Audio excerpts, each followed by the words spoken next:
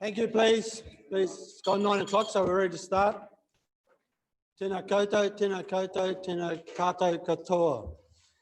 Ko te mihi tuatai ki te atua, nā nei nā mea katoa. Ko te mihi tuarua ki te whare awarua, e tūnei, tēnā koe. E mihi tēnei ki ngā mātai katoa, e ngā mātai, haere, moi mai rā. Kei te hunga ora e tūnei, tēnā koutou, tēnā koutou, tēnā koutou katoa.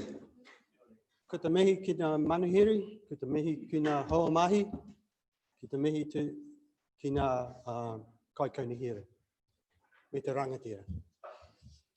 Me karakia timatanga. Hei honore, hei korore ki te atua. Hei mongaronga ki te whenua. Hei whakaaro pai ki ngā tangata katoa. Aia nei, aki nei. Whakapainga mātou i tēnei rā, me ngā kaupapa katoa, kei mua i a mātou i tēnei rā. Kei runga i te ingoa o ihu karaiti. Amen. Right, we have an apology from Councillor Robinson. Moved by Councillor Wharehenga, seconded by Councillor Worsnop. All those in favour? Against? Carried. Any declarations of interest? Thank you, Your Worship.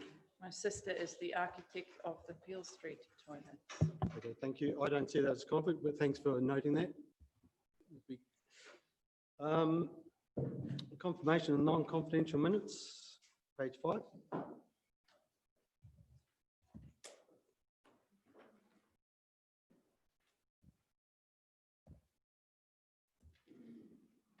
Any matters arising?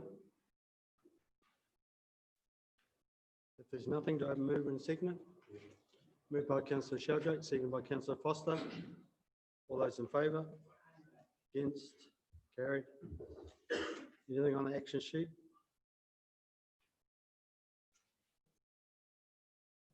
No leaves of absence and no. Sorry, Councillor, page 15? 14.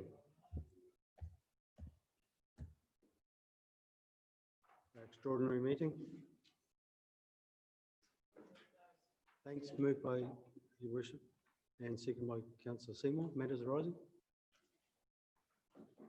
Nothing there. All those in favour? Against? Carried. No leave of absence and no acknowledgements and tributes. So we do have some public deputations today. First up, we've got Rachel Ludwig and Karen Tate and Dorothy Tari Smith. You can come up to the table now. Thanks very much. Welcome.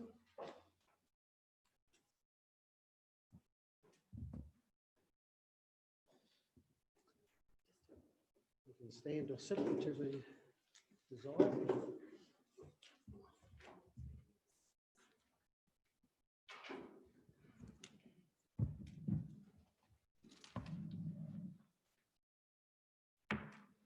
Welcome. So you've been briefed that we've got 10 minutes and the councillors can only ask questions of your presentation. We won't get into a debate about it. Okay, yeah, that's fine. We won't be 10 minutes. Yeah. Okay, so good morning.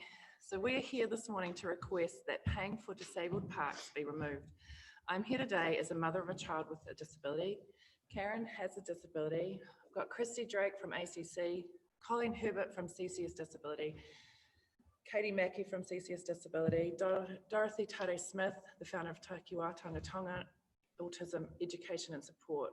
This small group today is representing disabilities in Tairāwhiti. However, it is not an accurate cross-section as we do not have hearing and sight impaired or an intellectually disabled representative. The Gisborne District Council Disability Strategy 2011 to 2013 talks about barrier-free for people with disabilities. Section 5.1 ensures staff involved with providing facilities, programs and services are educated about removing barriers for people with impairments. Section 8.1 actively encourages people with impairments to identify specific needs and concerns so that the council can address them. As a mother of a child with disability, I have been on the board that worked to get Parafeed Tairāwhiti active again. I've worked for CCS Disability Action and I'm currently employed at ACC. I've had almost 18 years personal and professional experience in the disability sector, and I've spent the last 17 years removing barriers for my son. We live in a barrier-free home and he needs no assistance. So the only time that he becomes disabled is when he leaves the house. We have paid for our parking permit and we have paid for so many of his needs. I've spent years removing barriers and now it's time to ask the Gisborne District Council to start removing the ones that I can't. Not just for my son, but for all people with disabilities. Karen is now going to speak of her personal experience and barriers. Kia ora te rana. I'm here today to tell tuku Rachel, but also to talk about my journey. Like I've had a son, like she has, had disability from childhood. He's now 51 years old, so it's been a struggle through his childhood, through his adulthood. So we get really strong at speaking up for our children. I myself had a disability, my disability since I was young. And I just wanted to say to you, it's incredibly hard that we have to do this all the time. As my son's grown up, I've been to committees to explain what it's like to be disabled. The thing is, we need collaboration, and the thing is, to me, is that we're not a really strong group because most of the people with disabilities are putting up with their daily task of getting up, getting dressed, feeding themselves, and putting up with the pain and discomfort without having to come and say, oh, we've got disability, can you make allowances for us? But I was really pleased to look on your site and see the disability strategy, even though it needs to be updated. It's long overdue. My disability limits me in many ways. I'm able to drive my car to town, complete my tasks, a pleasure to be part of my normality in the community, until I get to the little machine. And I tried to put the coin in, and the other day I dropped it, and my hips were that bad, I couldn't get down and get it. So somebody had to come and pick it up for me. I've lost my individually, I've lost my independence. I've had to rely on somebody to do that for me. And that's really hard. It's really hard and soul destroying.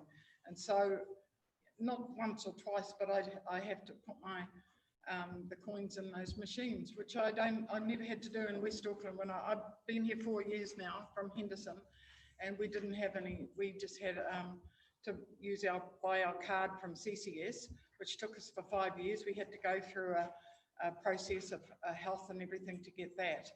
And that every 5 years we have to renew that. So we have to pay for that.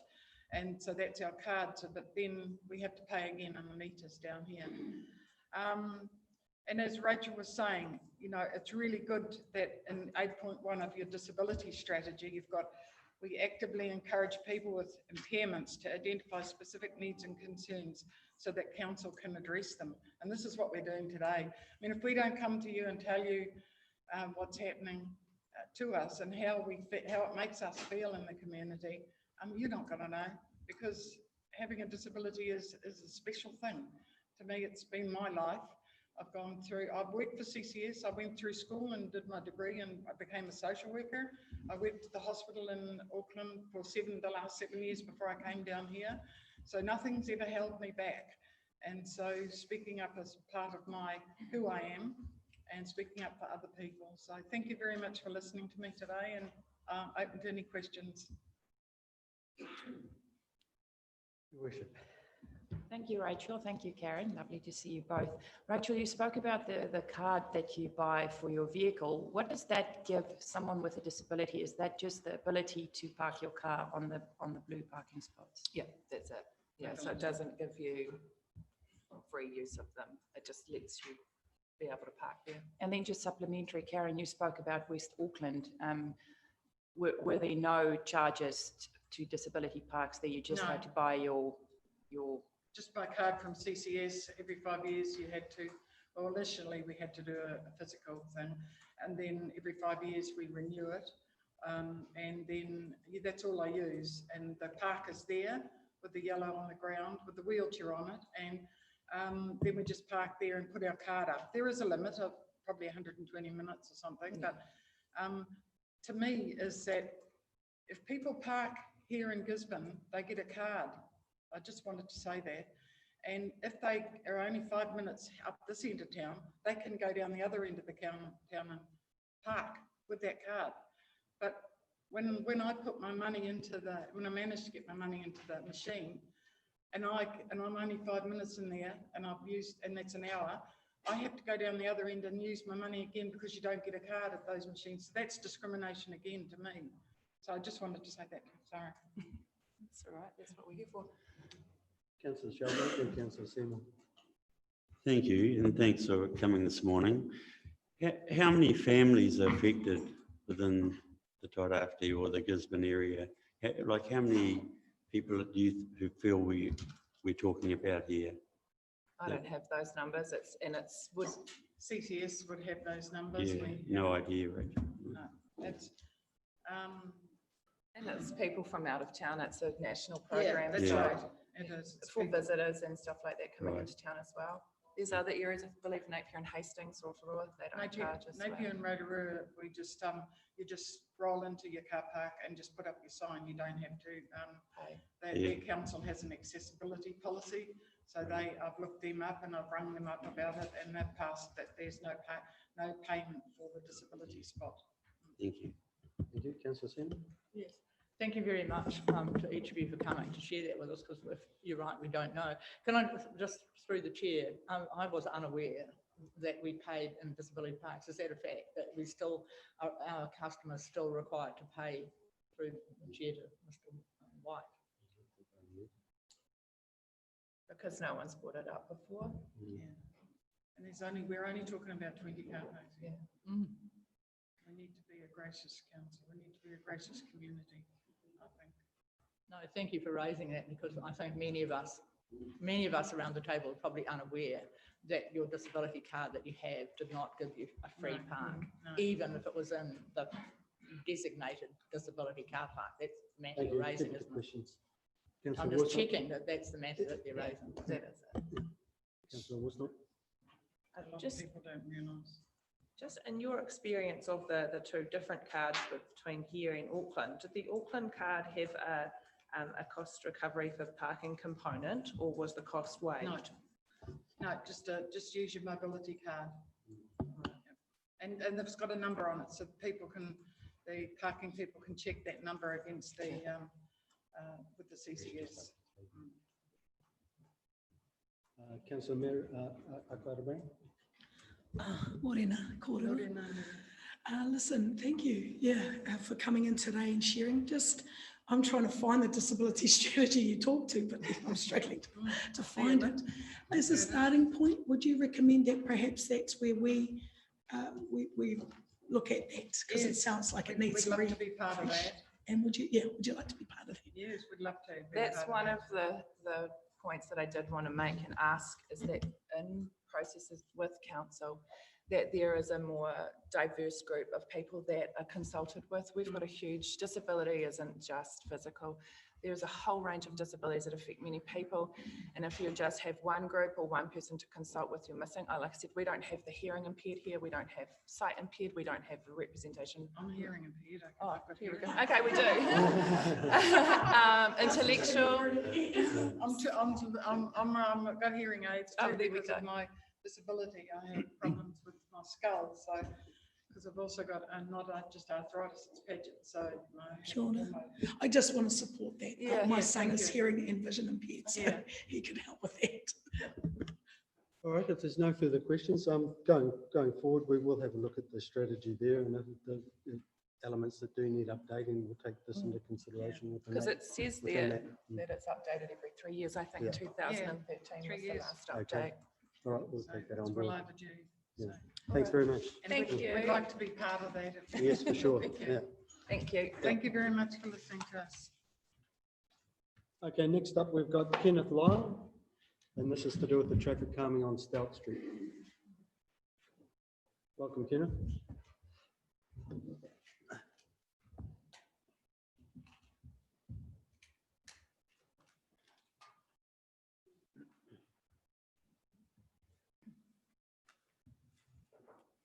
Your worship, councillors, ladies, gentlemen, I'm here on behalf of a number of residents of Stout Street East, in other words, from Fitzherbert through to Weebury, who are requesting traffic calming. It's a serious problem in that part of the town. The petition that I'm presenting is: we, the undersigned residents with a boundary on Stout Street, Whataupiko, hereby request that Gisborne District Council urgently consider this petition requesting planted chicanes to be constructed on Stout Street to reduce excessive traffic speeds and noise and all the dangers associated with this, which are causing suffering for residents. And if I may present that to you. There have been many approaches to council and to the police for action. The situation has got particularly worse over probably the last 3 years, and all these approaches have produced no result at all. I represent the owners of 87 properties on Stout Street. So we've got signatures from the owners of 87 properties on Stout Street, and that has been achieved by 3 organisers, Mrs. Philippa Mastrovich, Mrs. Gillian Paling, and myself, Ken Lyle. We have spent many hours satisfying GDC's requirement, their 24-page requirement for traffic calming. And the situation just is getting worse by the day. The vast majority of vehicles on Stout Street are travelling far faster than the permitted speed limit. It's not at all uncommon for traffic to be travelling at 70 or 80 kilometres an hour. The police have advised one of the organisers of this petition that it's not uncommon for traffic to be picked up travelling at 100 kilometres an hour. A residential street. And just recently, one was picked up doing just over 120 kilometres an hour on Stout Street. It's no wonder pets are being killed almost daily. There's all sorts of damage to properties and so on. Stout Street has very sadly become jokingly known or referred to as the Stout Street Speedway by the residents. It's seen as a faster alternative to Ormond Road. Ormond Road with more traffic travels at 50 kilometres an hour. Oh, take Stout Street. One resident in desperation advised us that he wrote several years ago to the previous CEO of council and to the district commander of police, the same letter to both, asking them to do something. The response from GDC, the GDC CEO, was contact the police. The police, their response was contact the council. Such is the frustration of the residents of Stout Street. Another resident, you may have read it, recently wrote to the Gisborne Herald suggesting he would be happy to pay for a speed camera on Stout Street, providing he got 50% of the take from the speeding. And he's an accountant, so he wouldn't have done that easily. The safety of other motorists, pedestrians, cyclists, children and pets is at risk, as is the possibility of continued damage to vehicles and residents' fences and walls from out of control speeding vehicles. It's happening all the time. I know of 2 fences that have been damaged by out of control vehicles, and of course the vehicle just takes off. No one has any idea who's done it. 2 vehicles outside our house recently got caught by people just hitting the side of 2 cars So 3 cars were damaged from that little exercise. The policemen called because no one knew who had done it. They were out of sight by that time.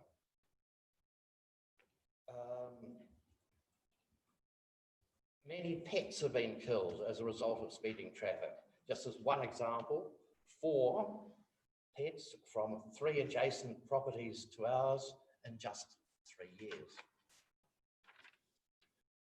Roughly 50% of Start Street has pavements only on one side, which forces people to walk on the grass berm, you'd think. But no, because there are large trees with exposed roots and big exposed roots and very undulating, and because of water runoff from properties, because there are a couple of underground streams on Start Street, people walk on the road. For example, I live 3 doors from Hall Street, and if I want to go to Balance Street, it would be ridiculous for me to cross over the road, walk up about 5 or 6 properties, cross back over the road onto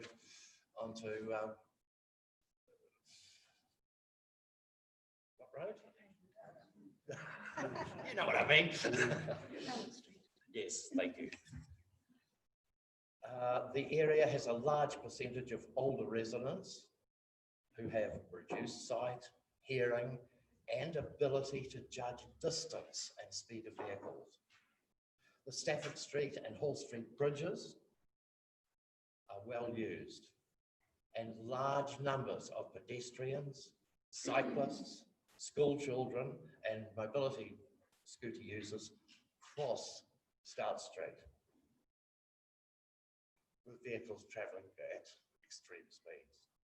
Traffic noise from speeding vehicles is of concern to residents, particularly since the smooth seal on the road was replaced a number of years ago by GDC with rough seal. Traffic on Start Street has increased exponentially over recent years. Just as one example, laden logging trucks have twice been seen on Start Street. It's supposed to be a quiet residential street. One resident interviewed for the petition stated that his sleep was so disturbed by speeding traffic noise that he was selling and moving on. Many other residents have recently built high walls to try to endeavour to keep out the speeding traffic noise, whilst others have taken to sleeping in rooms as far away from the road as possible. Others have recently been forced to fence and gate their properties to ensure safety of children and pets, and other people are putting in double glazing to try and stop this traffic noise. The specific GDC traffic calming criteria in this 24-page production requires that the street must be a local residential street, tick. The street must have an accident history, tick. It must have the issue along the length of the street, tick. It should not require treatment over a length greater than 1 kilometre, tick. We're suggesting that it be from Whitmore, which is the first street, cross street on Start, as far as Balance Street. The reasoning for that is because it's exactly 1 kilometre, and also because this first block won't upset anything for C Company House or the museum with coaches and so on. They can easily pull in there and turn off onto Whitmore and away. Also, traffic does build up at the bottom of Start Street with people trying to turn onto Fitzherbert Street. And that can build up, and of course council's parking would not be affected either. At the other end, from Balance Street to Weebury Street, exactly the same thing. Traffic does build up there with people trying to turn onto Weebury. So that becomes unaffected. It also doesn't affect the parking, which sometimes spills onto Start Street from the Balance Street Village.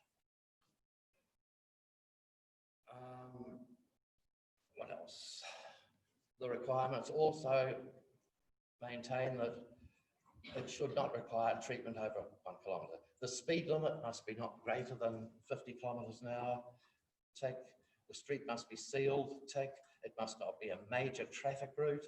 In other words, not an arterial or collector road like Auckland Road. Tick. It must not be on a bus route. Tick. It must not be in the industrial subdivision area. Tick. It must not be excessively steep and should be relatively level. Tick. Residents must accept that street parking will be reduced. They're advised that. Tick. And residents must accept that the chicane locations would be decided by GDC and they have no recourse. That was explained to them. Tick. It must have the support of 75% of the affected residents. We've exceeded that. We've got support from 80% of the affected residents, just from that Whitmore to Balance Street section.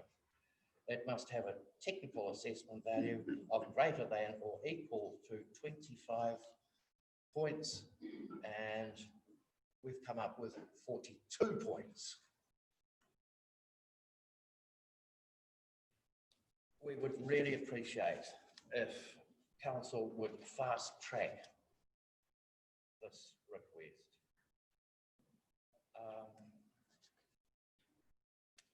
We need action. There are some very, very upset residents on Stout Street.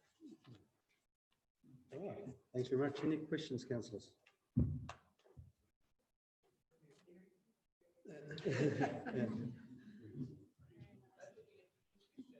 Okay, thank you. Thank you very much for your time. Right, thanks. Right, moving on. Any extraordinary business? No notices of motion and no adjourned business. So we'll move on to the reports, and the first report we've got is the infrastructure services on page 21.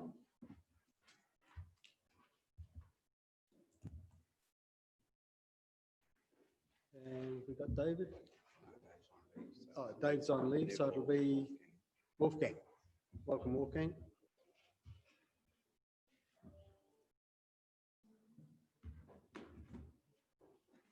So we've got 1, 2, 3, 4, 5. So we'll just go through them project at a time to keep our questions to that specific project before we move on. So the first one's Drainwise. Councillor Dunn. Yes, on top of page 23, the fourth bullet point, the consent application for wet and dry weather wastewater discharges was submitted. Was that a publicly notified consent application? Kia ora. The application has been submitted to the regulator and the regulator has been processing it, and it is due to be submitted probably today, notified today, publicly notified. Councillor Foster. On page 23, bullet point, it's got about the application. Council applied for funding through the Crown Infrastructure Projects COVID-19. Relevant applications were submitted comprising 11.75 million for private stormwater works, which I can understand, and 49 million for private wastewater laterals. Could you explain why we've got such a huge application for private wastewater laterals? I thought the most problem was stormwater inundation, but yeah, if you could please. Thank you, Councillor Foster. Through the chair, we looked at the oldest properties in the city, and based on that, we did some property inspections, and the condition of those wastewater laterals are in a poor state of repair. And over time, whilst we are focusing on inflow and stormwater, we also do need to resolve the wastewater laterals. And in an effort to reduce the economic hardship on our community, we applied for funding to be able to fix those and to focus on the most at-risk underground pipes in terms of wastewater pipes. And in terms of stormwater, the 11.75 million, I think it was, that was to do more public network extensions. In other words, extending our network, the council owned network, to better drain private property to stop that inundation. Thanks. I'll just have, Councillor Singham. It actually, thank you, Mr. Chairman. In response to that answer, though, it actually, for the 11.75, it says private stormwater works in our report. It doesn't say public. Yes, it's a wording issue. It would have been work on private property, but that would have become public pipes. Once it was completed. Thank you. Yes. Mr. Chairman, I had a couple of questions. Yep. On page 27, and it talks, I'm just trying to remember whether we've appointed the private hearing commissioner. It's the top item, 25, and we're talking about the resource consent, which you've just identified as about to be notified. Have we appointed an independent hearing commissioner to hear that yet or not? Through a chair, we have an independent assessing officer. So it's because we are the applicant, our regulatory team is not assessing it, and we have an independent consenting officer looking at it. I don't think that's quite what I'm asking, though. Is it going to be held heard? If it's a notified resource consent application, will the hearing be, I mean, I expect the hearing to be heard by an independent commissioner, but all I'm asking is, have they been appointed yet? My understanding is they have not yet been appointed. Okay, it'll be part of the process now. Cheers, thank you. And then just one further question. On the previous page, 26, and we've talked about the budget, the heading is budget to year end, to June 20, the financial summary. And we talk about how many permanent flow loggers, and it looks like it was plural in the estimate on page 26, but it seems like we've only completed one at the Oak Street Interceptor, and we've spent a good deal less than was budgeted. Are we not up to date on the permanent flow loggers that we were planning to install?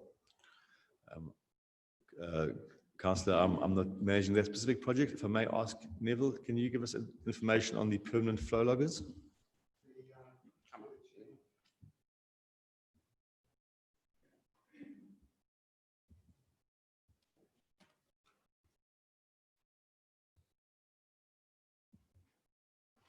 Thank you. Through the chair, the permanent flow logger has been installed in Oak Street, and we have one more which we've purchased for the Lytton Road interceptor. So we're monitoring the three major interceptors, and so we've just got one further to install.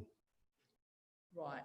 Thank you, Mr. Chair. So supplementary to that, it looks like then that budget will be overspent because there's less than half available.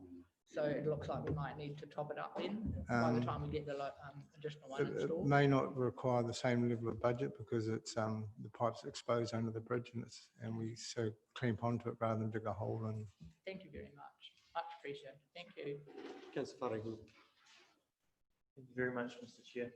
I did want to ask about a few meetings ago was brought up. I think it was a few meetings ago. Brought up the possibility around sleeves being part of our drainways network. Is that like I don't see anything in here in regards to that.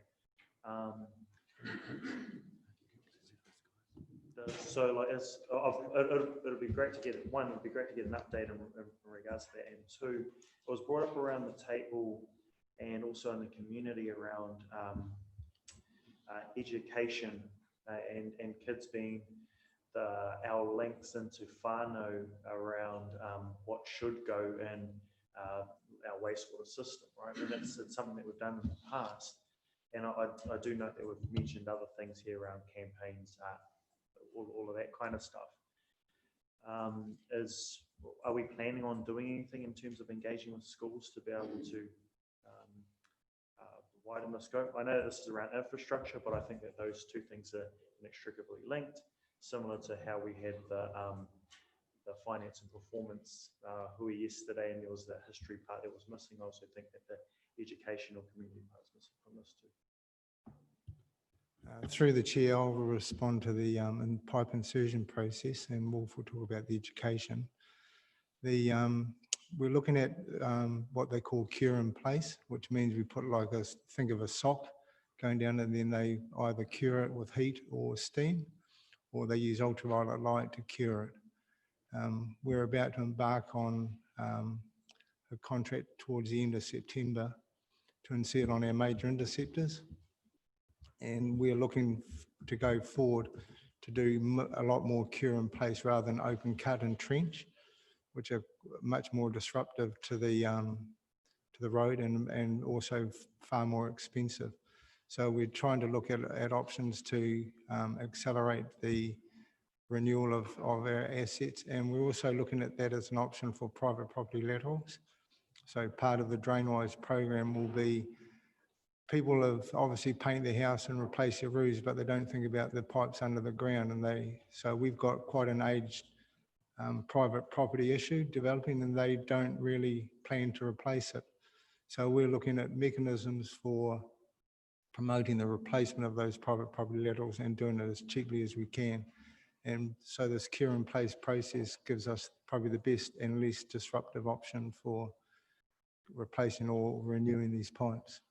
Just supplementary in regards to those, do they, because I know we've just come through a period of really heavy rain, do those hold up like externally in regards to heavy rain? I'm not talking about capacity to be able to take, I'm talking about capacity to be able to withstand, say, ground seepage, etc., etc. Yeah, they definitely are designed for that. So when they design the pipe, they take into account traffic loading, depth that the pipe's buried at, so that determines the wall thickness. But if you also look at it, the original pipe's still there, so we insert it in the old pipe, so that provides strength as well. So they can well and truly cope with it. And we're probably only talking a wall thickness of between 4 and 6 millimeters for the insertion. Awesome, thank you. Yeah. And of the education stuff? Still on Drainwise, Councillor Dowson? Yep. I was still waiting for the response around the education. We have an education awareness program that it's quite a detailed one that we've produced, and we are rolling that out. As part of that, we are looking at schools as a conduit through to the homes. It's to effect change and get the kids to put the pressure on the parents and to educate them through all those schools. Thank you. I'm just questioning one item in the capital expenditure line here, which was the stormwater pipe renewals for the inner harbour renewals. Was that part of the project, or was that put into a separate budget? Part of the inner harbour? It was actually part of a separate budget, and that's because we had old pipes there as well, so they got replaced, and the project paid for the upgrade, we paid for the old pipes being replaced. Okay, thank you. Yeah, just on page 28, on the next steps, in the March to June with the rapid inflow assessment, you're just identifying that you've had staff issues with sickness and everything like that, and shortage of staff, and it highlights the risk. Are you looking at replace, and the other part of it is that we've just been announced of the 11.4 million that's gone into 3 waters. Is part of that going to be put into this Drainwise program to help speed it up, and would it help to attract more staff onto this program? Through the chair, if I may respond to that. So the funding that's being set aside as part of the 3 waters national funding for our region comes with a few conditions, and part of that is around defining those projects that we will be using that funding for. So that's yet to be determined, but we are thinking smartly around best use of that funding. Something we can decide ourselves. Yeah. Okay, just a couple of ones to finish off Drainwise before we move on to wastewater management. Gully trap, is that still a real issue? I mentioned last time how I had gully traps myself identified for repair, and it took like an hour to repair them. So I think when people get the notice of the problem with the gully trap, they may think it's a bigger issue than it is. So the Is it still an issue where we've got gully traps that have been identified as problematic and they're still not resolved? So yeah, that one first. Yes, so we are still going through the rest of the city. We've done most of Kaiti, and we are finishing it off, and then we are moving on to Whatuupoko and onwards. So we haven't fixed all of them yet. The rate of fixing them also depends on how we deal with the stormwater on the section. So we're trying not to just focus on the wastewater, but focus on both, because very often when you fix the gully trap, you may result in flooding of those sections. And so what you're trying to do is both at the same time, because when you have flooding, you can then, very often people will redirect their water back into the gully traps or find other ways to get rid of their water. So we find that a measured approach where we try and solve both at the same time. Yeah, I think I specifically damaged gully traps and gully traps that are too low, which are two really easy solvable problems. I thought, you know, if people know that that's the problem, then they can solve it really easily and cheaply. Yes, and the rapid inflow assessment is targeted specifically at gully traps and other sources of inflow like that. And our plan is to deliver that as quickly as possible. Okay, thank you. And the last one, the dry, on page 27, the dry water overflows have been non-compliant. Is that just blockages or is there more to it than that? Because we know about the wet weather problem, the dry weather ones, the dry weather ones are really difficult because they can happen anywhere in the network. And through COVID, we've had a lot of a greater use of wet wipes and other foreign objects in the system, which have actually made our job a lot harder. And we're finding a lot more blockages in the network and in our pump systems. But so that comes down to our maintenance and our surveillance of the network. Are there other issues other than blockage, or is that it, just blockages for the dry weather overflows? It's very rare to have it due to a pump failure or another issue. It's normally blockages. Okay, thank you. All right. Just when Andy was mentioning the private property, things like gully traps, and we've had a little bit of conversation about education. Do we ever use the urgency that kind of people tend to feel when we get one of those massive big rain events? Facebook absolutely goes crazy, hammering council, saying, oh, how dare you?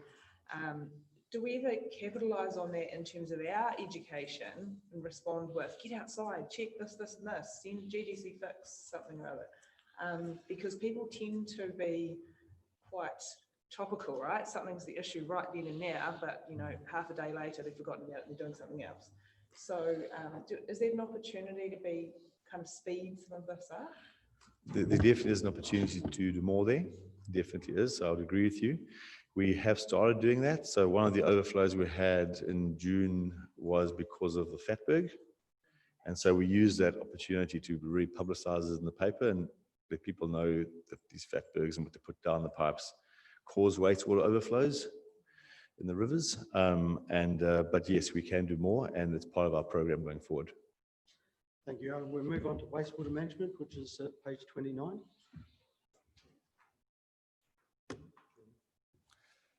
Anything with that? Okay. Councillor Seymour. Thank you.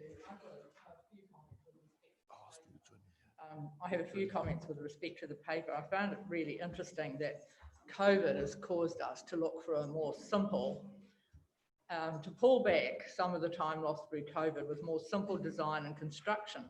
I mean, we're completely focused on getting the best project. And, you know, why weren't we looking at the more simple design and construction right at the beginning? Because dollars are always so important to this community. Do we want to answer them one at a time, Mr. Chairman, or shall I list them all? Well, as long as you just keep to the wastewater management project at this stage, and we'll go through project by project. Okay. Yeah. Through the chair, it's an iterative process. Originally, the concept design was developed based on a set amount of criteria.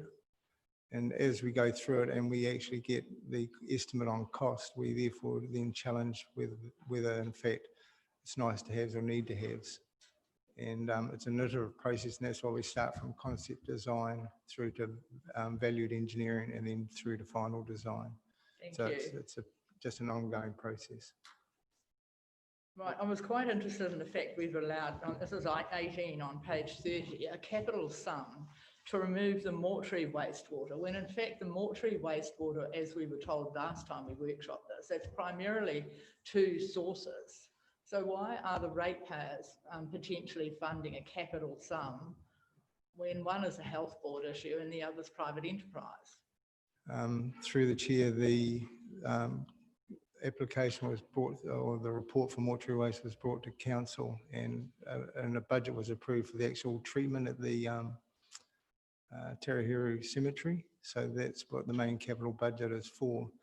We are looking at cost recovery through user pay charges for the actual disposal of the waste. Thank you. So it's the construction of the mound, effectively. And if we then go to the financial report, the financial aspects of it at 26, we're about 13K over the sum of money allowed in the LTP. So we're looking at how that's going to be worked through for the next early years of the next 10-year plan. That's correct. There's actually a report due on the 24th of September, I think is the meeting date. We will report back the final design from Becker's, and then the actual cost estimates will then be provided at that point for discussion. And the issue of funding shortfall, if there is one, will be discussed at that point. Thanks very much. Much appreciated. Thank you, Mr. Chairman. Thank you, Councillor Dowson. Thank you. Through the chair, page 30.13 says the council has commissioned a report into how biosolids can be utilised locally. What I wanted to ask is, has the process on how we will create biosolids from our compost, our solids, been discussed yet? Have we got a process, or is it going external? Was that part of that same report?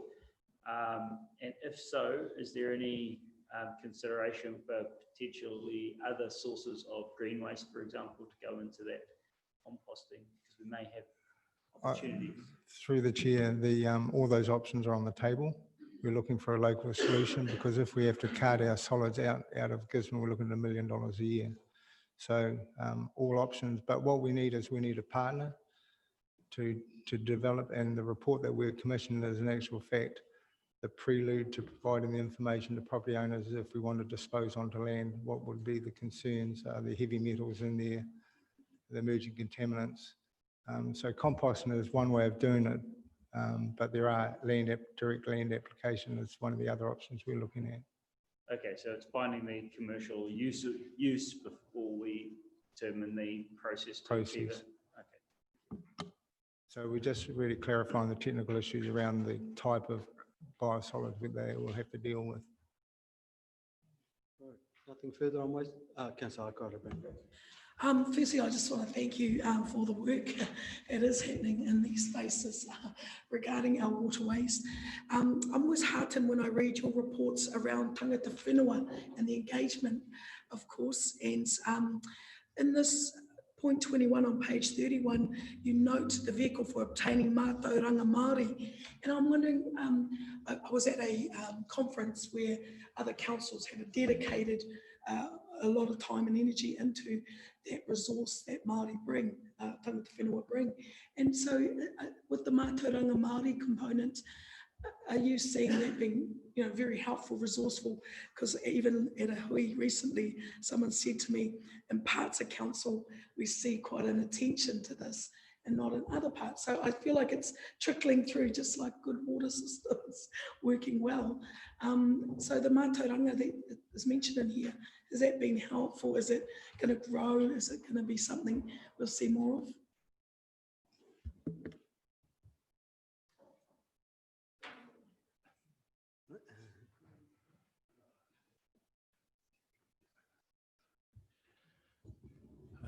Thanks for that question. It's actually a real positive aspect of what has been going on. We have really reignited and progressed the Kiwa group, and through that we are obtaining Mātauranga Māori input from Tarawhiti iwi in Hapu, and it has been really beneficial to the process, both for drain-wise and the wastewater treatment. Yep, real positive collaboration and value for our community. Thank you. Can I just quickly add to that? So joining the project has really been aware to me that it's a team approach rather than a us and them, which I think often happens during these processes when new things are trying to happen and the community is not brought along the journey. And that's what's happening with this. So, yeah. And sorry, just one last thing. We are working across council on this, and we have our staff that are involved in my liaison, etc., all part of the journey, and it's working really well. Councillor Seaman. Yes, just one supplementary question. It relates to paragraph 16 and the changes that were needed to be made to the application that went to the PGU. Can we just hear briefly what those changes were? I mean, obviously the application's the application, the project is the project. So what did they want changed to meet their needs, please? They gave us insights into timeframes. They wanted different timeframes, and they wanted some additional information on the involvement of tangata whenua, as well as re-looking at the budgets and adding a few other components to it that increase the budget value. Thank you. Okay, we'll move on to the Waipawa flood protection, which is page 33. Your worship. Thank you for the paper. Now that and you do note it in paragraph 26, now that we were lucky enough to secure the extra funding, how is that going? I assume that would change our timing and when this will be completed. So do we have or will we receive, I assume next time, up to date how this will set things up? And thank you to the government for the money. Yes, thank you to the government. So we're currently looking at the milestones and phasing of expenditure to align with the approved funding that we've received. So there's a bit of work to go with that, and also negotiating with the contractor to accelerate the project with the contract that we have awarded to date, which is for a smaller scope that align with our budget. So it's a matter of working with that in the next 2 to 4 weeks to come up with a updated program over the next 1 to 3 years to align with the budget provided. Thank you.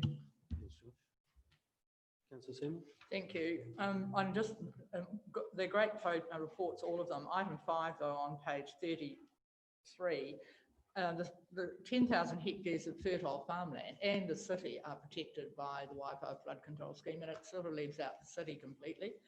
So we just need to remember it has a substantial component of urban protection about it as well.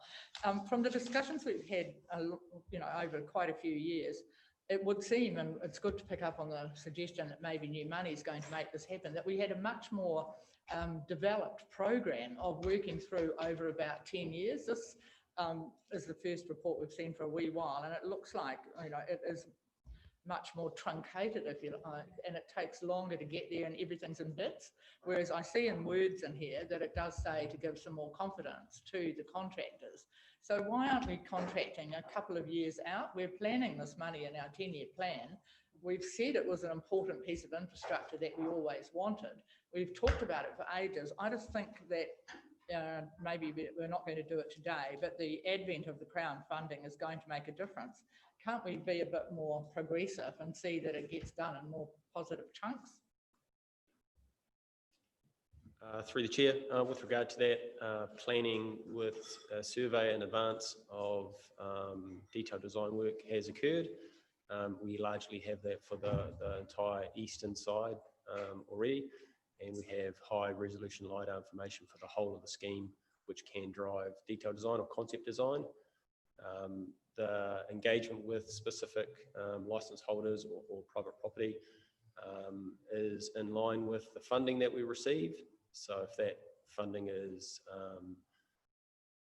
reduces the delivery of the project, 2 or 3 years ahead is we want to engage with those private property owners, not earlier. So it needs to align with approved funding with with regard to delivery. Through the chairman, Mr. Chairman, can we expect to see in the 10-year plan a real program to get this finished? Because we've been talking about it for 10 years, the next upgrade stage. So not to, to Mr. White or to. We'll put that. So, yeah, if I may through the chair, so this was, the real program was included in your long-term plan. We did a lot of upfront work on it around leasing or purchasing back the land in order to do that. So the team did, there was a thorough report presented to council, further modelling required, and recognising that we didn't have the funding, so it was spread out over that long-term plan, and then further investment was needed beyond that as we have the infrastructure strategy. So if council does want to accelerate that, and we do have some additional funding there for that, then we need to put that funding aside in the long-term plan. Exactly. So are we going to have that conversation? That's really what I'm asking. Yes, well, we're in train with all the workshops, and as explained previously, we'll be doing that in terms of prioritisation. Thanks.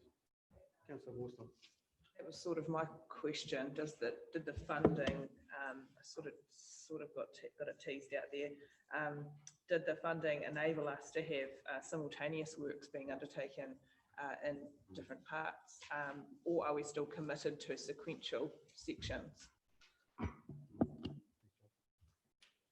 So yes, there is a parallel process with deliveries. So there's mitigation measures required on the western side of the Waipawa River, which is being accelerated now and hopefully be delivered this summer or going to plan. We're starting 1st of October construction down the southern end or the river mouth end. In addition to that, we're likely to, we will be accelerating in line with the project funding further upstream of that location this coming summer. There's also floodgate design. There's a lot of additional survey, investigation, geotechnical work. There's a raft of smaller sub-projects that haven't been alluded to in the high-level project report. Those works are continuing in the background or under the project scope. So just to give you the confidence that there's a lot going on. Councillor, Supplementary to that, my assumption is that the funding probably comes with a similar shovel-ready mentality to a lot of the other projects that government are keen to fund at the moment. So is there a degree of urgency in how we use it, or not so much? So the contract for the funds that has been approved in principle is still coming and will be signed by council. There is a 36-month timeframe for expenditure of that. We'll be looking to spend that earlier, I would have thought, rather than later to accelerate the project and potentially or anticipate additional funding if we can be very successful with delivering and accelerating this project. Hopefully there will be additional tranche of funding coming out later. Thanks. Councillor Dowson. Thank you. My question's around the council control over the two properties that we aren't purchasing, and what's our surety around undesirable behaviours happening on those private lands in terms of additional pipework putting through and things like that? Are we confident that we have enough power under the existing Act to monitor and maintain the same level as we have throughout the rest of the council-owned infrastructure? Obviously, that Act's been in place since 1941, so we had that for the duration of the existing stop bank and had a lot of undesired behaviour on that. Are we confident that no more will happen going forward on those private properties? In response to that, through the chair, there is a flood control bylaw that's in place to give us greater controls and powers, and also an enforcement process to follow to provide for that. We've also increased our inspections frequency to look at some of those areas that are high risk, and that's in line with our criticality assessment that was completed in February, March earlier this year. So that gives us the confidence that we need. Thanks, Josh. All right, we've completed a good hearing. We'll move on to page 39, which is walking and cycling.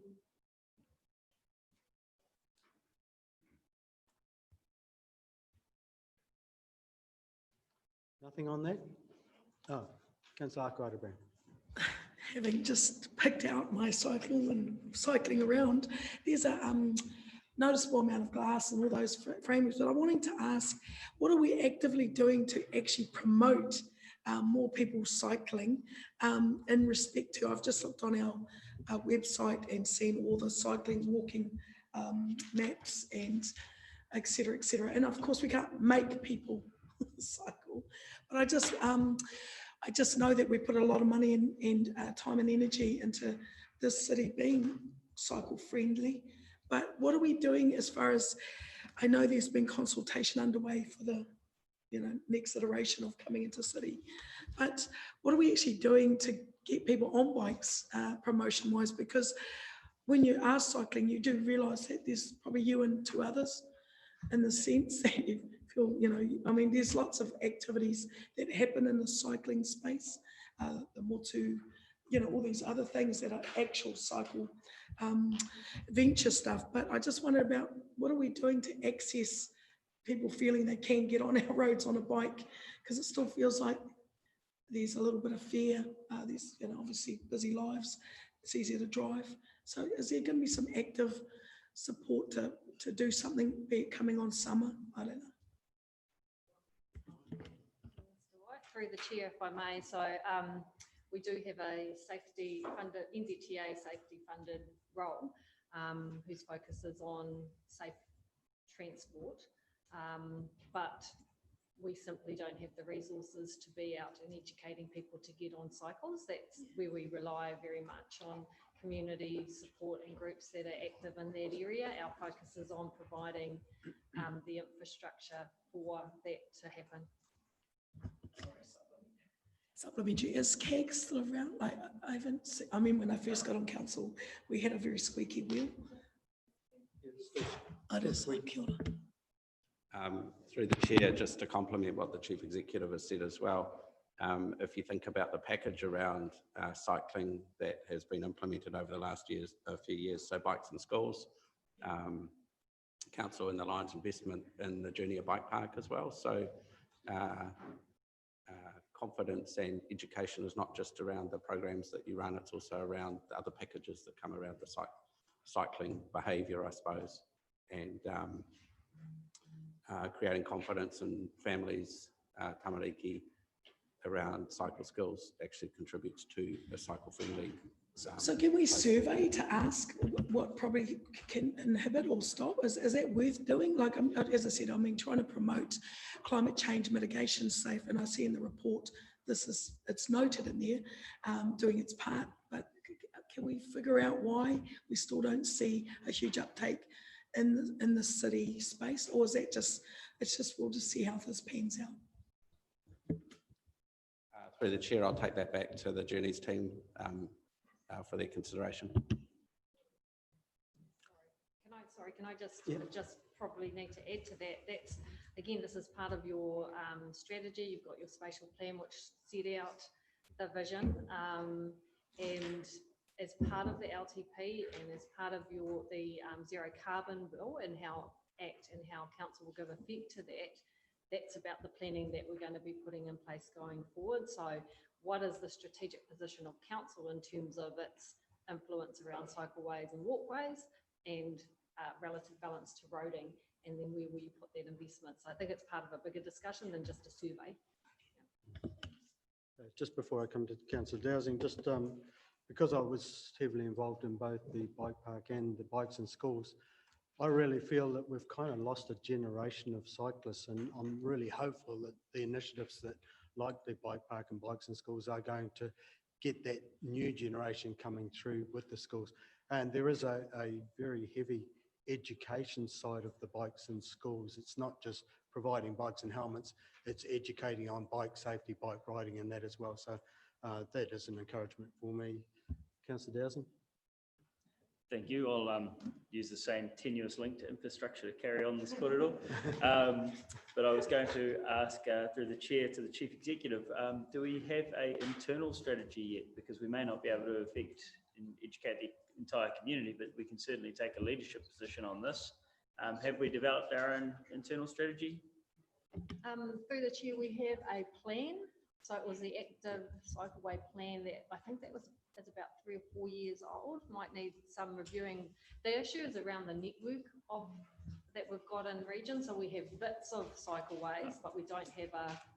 I'm talking about overview. promotion to our staff internally to cycle to work. Have we got a, have we got? Not a strategy, there's, so we encourage it, but we don't have a. Can you explain how we action encourage plan. it a little bit more? So we provide subsidy and make available bikes for people to use, and we have our, it's not a cycle, what are those little scooter things that are available? So we do that internally, but is it a conscious plan? Not yet, no. Okay, thank you. All right, and the last one we've got is page 41, which is Puhi Kaiti. Councillor Dunn. This looks really exciting, this project. I was wondering in paragraph number 2, and it talks about the bird's eye view. Is there going to be a view shaft to Te Kuriapawa from this bridge?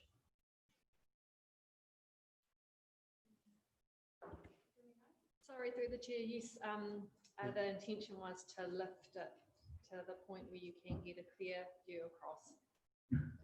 It would have been cool if that was in here, because it's talking about all the stunning view shafts that are there, but it leaves Te Kuri off, which is quite significant.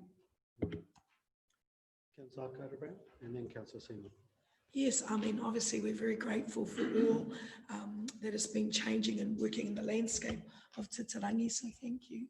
But parking and even viewing of the new wonderful structure down there, that, you know, the hui and the tukatuka, it's quite, it's not great space for parking, etc. And I'm just wondering, with tourists and the like, it's a very busy working port.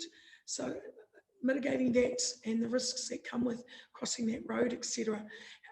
Is there going to be further parking available into Kaiti Beach? Or because that's the only thing we noticed when we go down there. So through the chair, the intention is to have a walkway around the base of Titirangi, and that you'd be able to get access to the landing, to the site, without having to drive down there and park your car necessarily. So that was the intervention, was get people walking safely and transporting across there. And I think that's wonderful, because walkways, again, fabulous, but we've just had our disability sector come in. So I'm just, you know, cognizant of all people having access to the site, how we make that happen so that the stories, the narratives are shared widely, because we're starting to see that become this region's asking in this space. So I just bearing that in mind, because there are children in wheelchairs and other elderly that want to access that space too. Thank you, Councillor Seaman. Thank you. Paragraph 19, and it refers to funding potentially known in late July. I just wonder, since this report's been written, do we have any updated information on any funding? Through the chair, amongst the announcements that have been made so far, I haven't seen an announcement on this, but I would think that would be imminent. It'll be before the 19th. So just for clarity on that, it does say that there's 3.1 million and it says received with 3.8 million shortfall.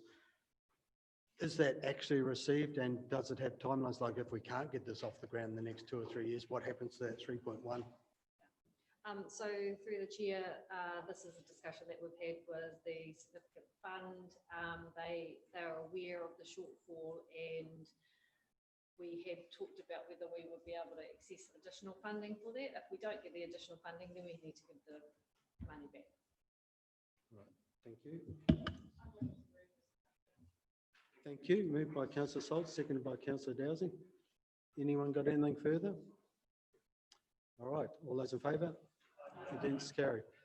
We will have a cup of tea. Just to advise Michael and Louise that you are later on the agenda, but we'll move you right up to the next item after tea so that you don't sit and take in our amazement here. Yeah.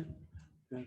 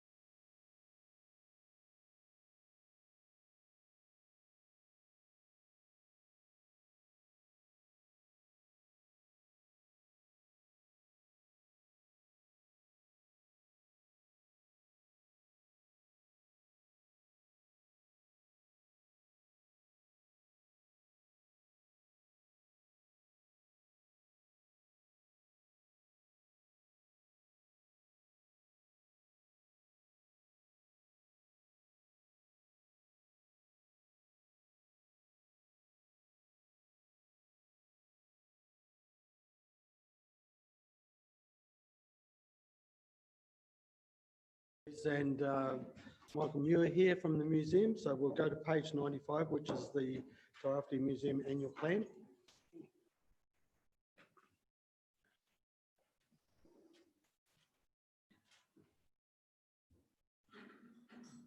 Right, do you want to lead us through this or just take questions? It's just read, but we're always interested in what you've got to say. Oh, kia ora, everyone. I can make a couple of comments and then very happy to take any questions. Excellent. I thought I would just briefly comment on the COVID-19 impact on the museum, since we are a tourism venue.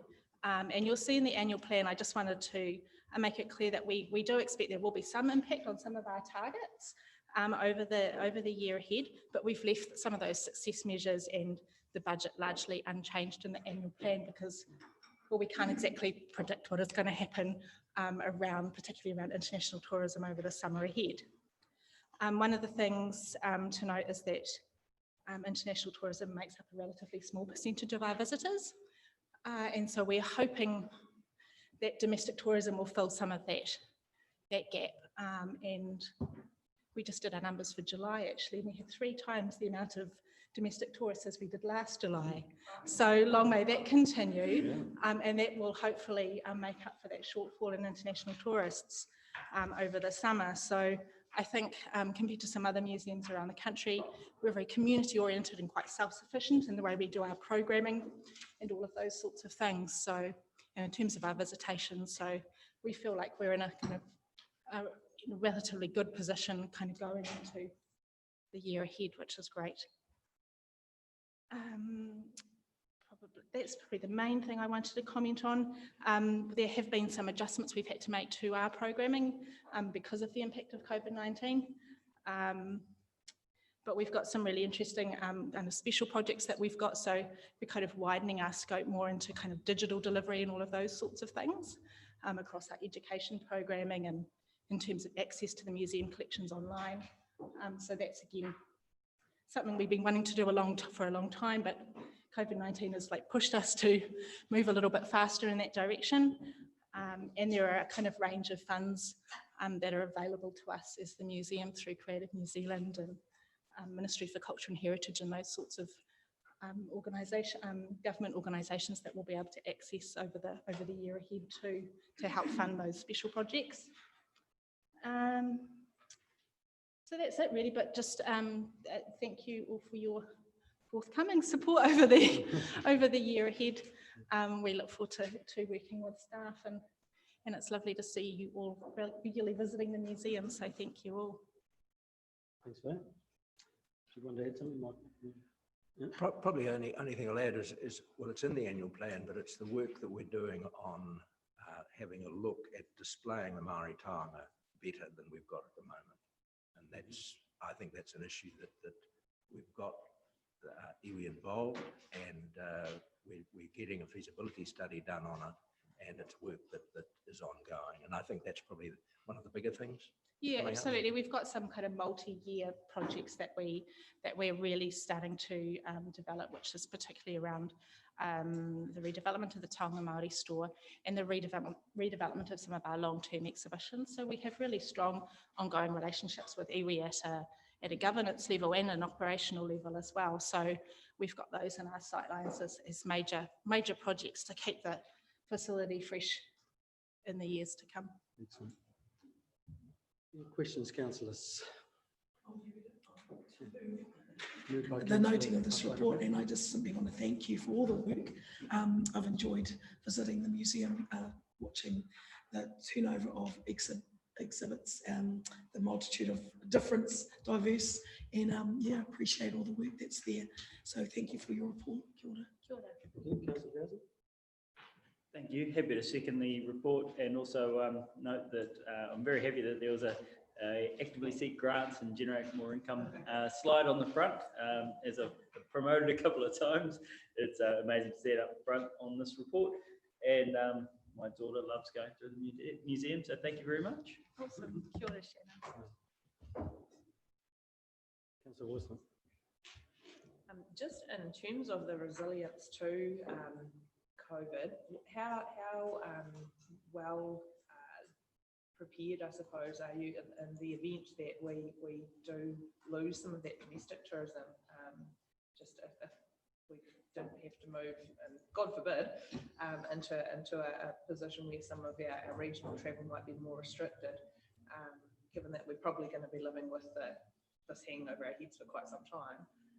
Is there a bit of a strategy built into the annual plan around things like that?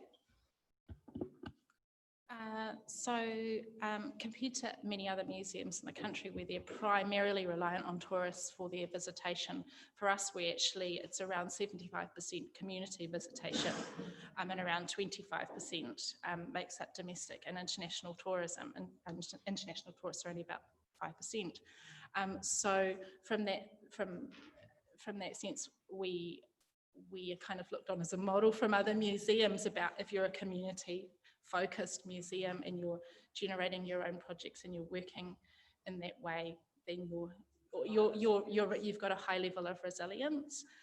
So that is just going to be a continued focus for us, because it's all about community input and output and support, and I think that gives us our resilience. Councillor Foster. I see you've spent 40,000 on maintenance on the building. Have you, and the building is ours obviously, but it's must be for displays. As far as the building goes and the roof, is there any more issues with the roof and maintenance on that at all? Has that been ongoing for you? So that figure in the budget refers to the museum costs around the interior of the building, which is where our responsibility lies under the lease. We have had a couple more issues with the roof, but the repairs that have been taking place are working. And I think what we're doing, which is really successful now, is just working a lot more closely with staff around getting those leaves off the roof, fixing problems, being much more proactive about fixing problems as they arise. So right. I think that's. So no issues after that big rain that we had. We did have a leak in a new spot which popped up, which is to be expected, I suppose, with an old and awkward roof. Yeah, it was extreme rain. Yeah, okay. Okay. Yeah, thank you. Okay, if there's nothing further, all those in favour? Aye. Against, carried. Thanks for your attendance. Thanks for your good work. Everyone loves the museum. Oh, okay.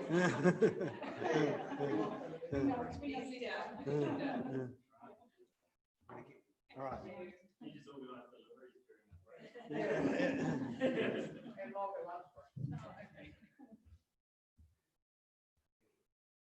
All right, we'll go backwards to what everyone's looking forward to. Peel Street toilets, page 44.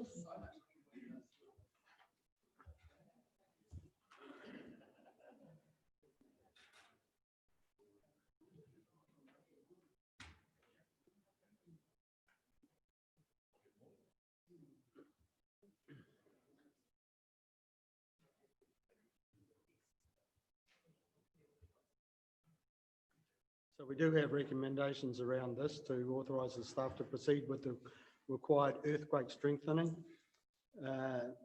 and notes the urgency of doing that. So we do need to make a decision today. We've been trying to make decisions for quite some time now. So yes, Councillor Foster. I'm happy to move this as it is. I think we've been down this track so long. We have to have the building there. It can't be demolished. We've already had environmental court or court proceedings against us for trying to do that. So I think the area has become iconic. It's a Heritage 2 building in our resource management plan. So we are a little bit hamstrung what we can do with this. We just cosmetically, aesthetically, it still looks good. And we need a toilet. We definitely need a toilet in that vicinity. So an Exelou would be the perfect, well, probably the only scenario at this stage. And hopefully that's not going to cost too much to install. So I personally still want to see a toilet facility there, but we are actually hamstrung with the building as it is, and it needs urgent earthquake strengthening. And if it's not done by 2022, well, we're not compliant. Yeah, I'm quite happy to move this as it is, and we'll put this to bed and move forward. Thank you, Councillor Parakini, then Councillor Dowson. Thank you, Mr. Chair. I wanted to know what, like, I'm in support of recommendations 1 and 2. I wanted to know what the plan would be if there wasn't sufficient budget left over in order to be able to provide a loo there, because we've heard from our coast whānau that they utilise that toilet there. We've heard from people that utilise our CBD, and we've also heard from the business owners of that street in regards to providing facilities to the bar patrons.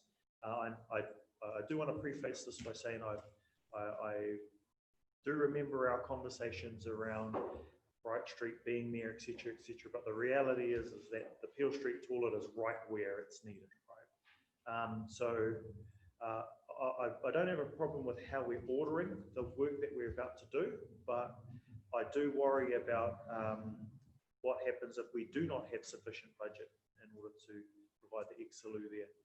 And so I wanted to know what the plan was in the event that we do not have sufficient budget. Through the chair, as the design and the construction drawings are confirmed, we'll be able to confirm the costs of stages 1 and 2 more accurately. And then basically any shortfall in order to be able to obtain the toilet would be, I would be looking to go through using the Chief Executive's delegation, get a capital request form signed off.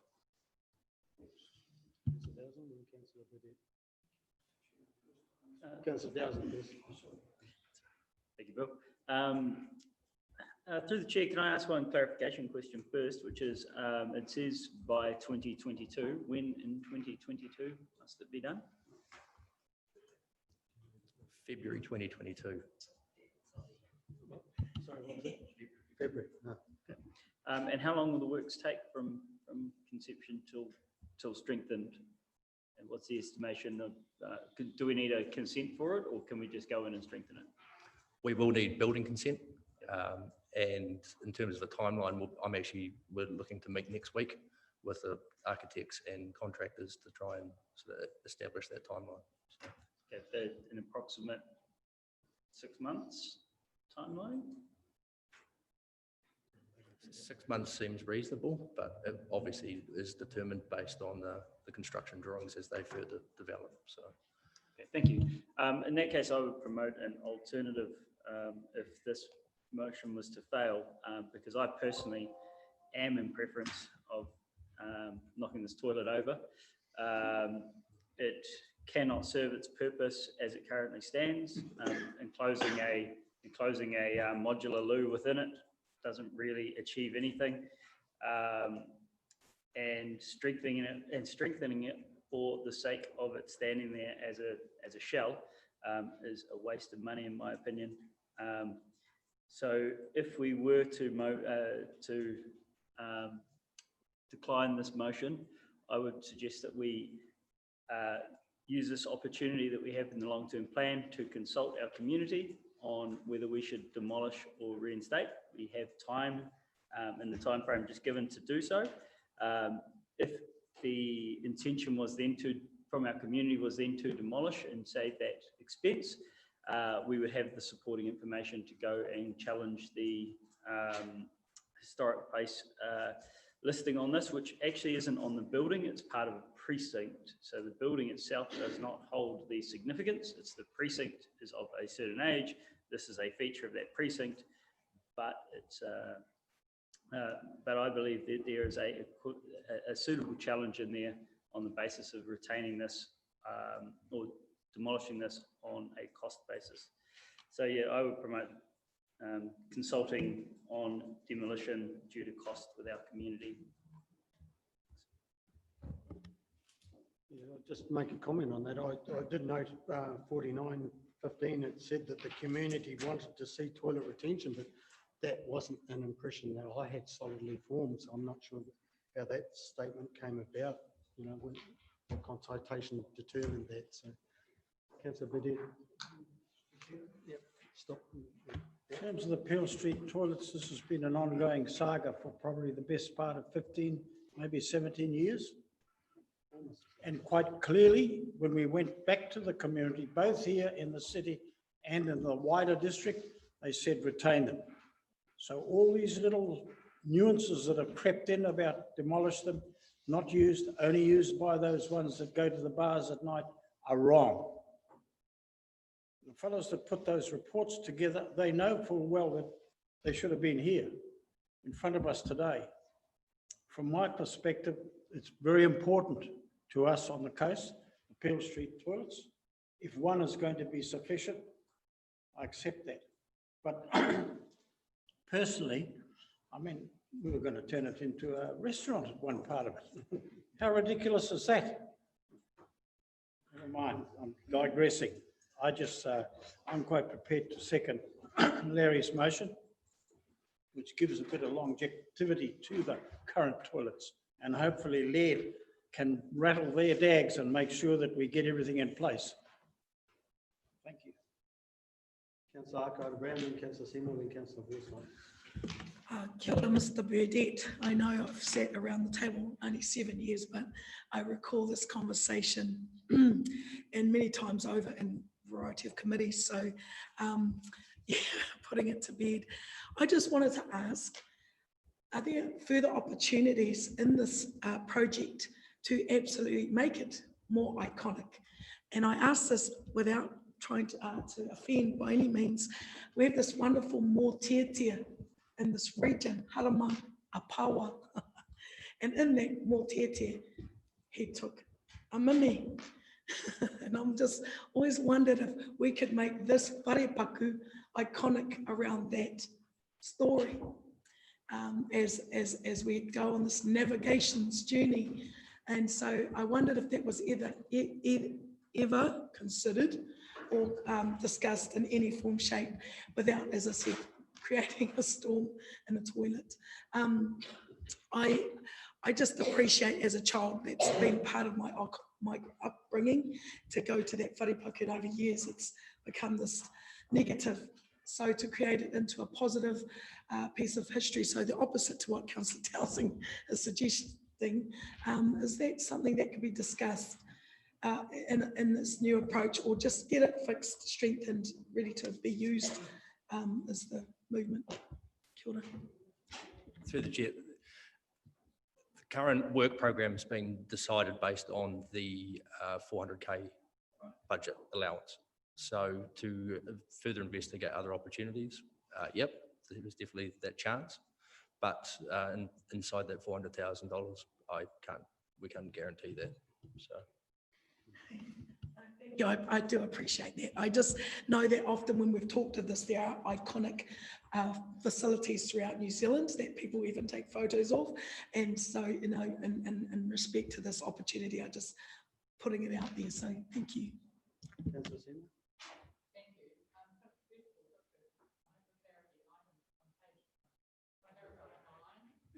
Paragraph 9, I think it actually should say the proposed work would be more than minor, that it requires a resource consent at the bottom of that, the bottom of paragraph 9, because you're talking about whether it needs a resource consent or not, and it does say in the paragraph the work is more than minor, so I think it should not be less, it should. Apologies. And I don't support the building being pulled down, but I do support, it's interesting that this morning in respect to one of our water projects, we heard that COVID caused us to delay, and now we can find a more simple and potentially more cost-effective method of building what we need to build. So can you extrapolate that process over onto these toilets and with a fine pencil work out how you can continue to have them operational? I'm bothered that there won't be much left out of 400,000 to put in the 24-hour Exalo, which we did spend ages debating 6 or 9 months ago. But I just hope we can be really prudent. And I think everybody looks at council and thinks they've got a big budget and these things can have this enormous budget. If it was private enterprise, you'd be being really vigilant and saying, you know, come on, we need to do the sharpest job we possibly can. So I think we need to be saying to our design people, we need to do the sharpest job we possibly can and see whether, in fact, we can get the toilet in there, because the paper, I support it and we'll have to vote for it, but it's pretty vague. I mean, we're going to do 1 and 2, but we've no idea what 1 and 2 are going to cost, like anything.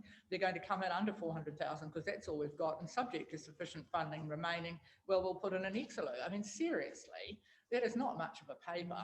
It isn't actually giving us much of a guide.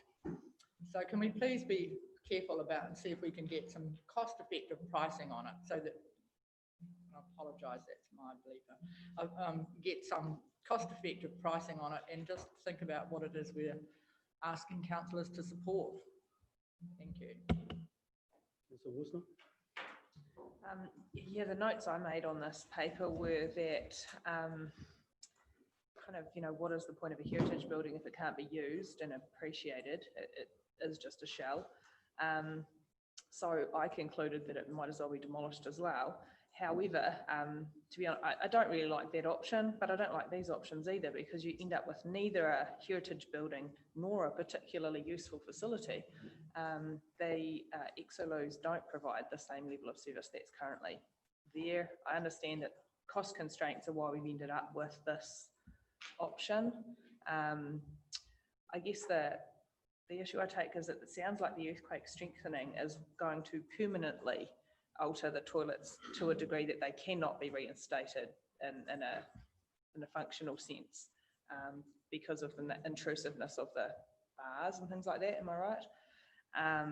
So we kind of commit the building forever after to not being a functional heritage building, to being essentially a shell with a plastic slot-in loo, which is not very reflective of our community. It's not very, it doesn't seem like a good option.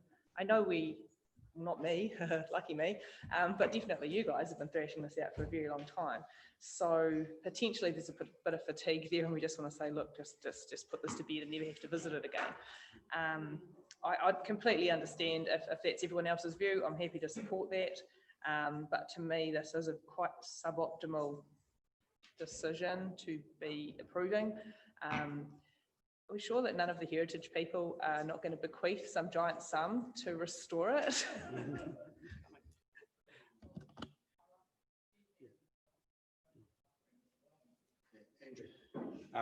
Through the chair, it's a good point about fatigue for the councillors and also for the staff. I think even in the 5 years here, there's probably almost 10 reports that have come up from my team about Peel Street toilets, and I acknowledge often, particularly from Councillor Burdett, there is a consistent response to those reports.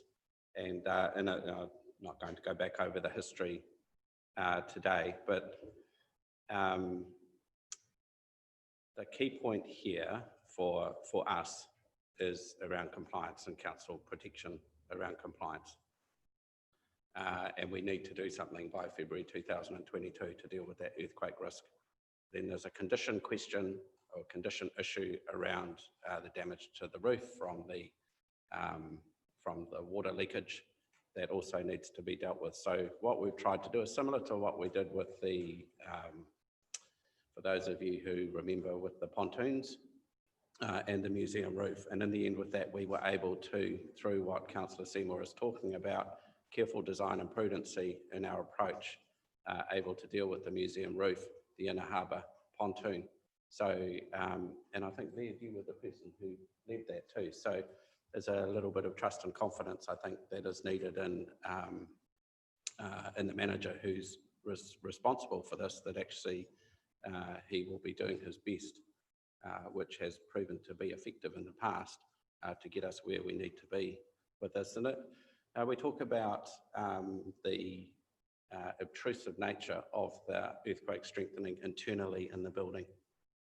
And from that point, the internal or the building not being capable of supporting the types of toilets that we have now.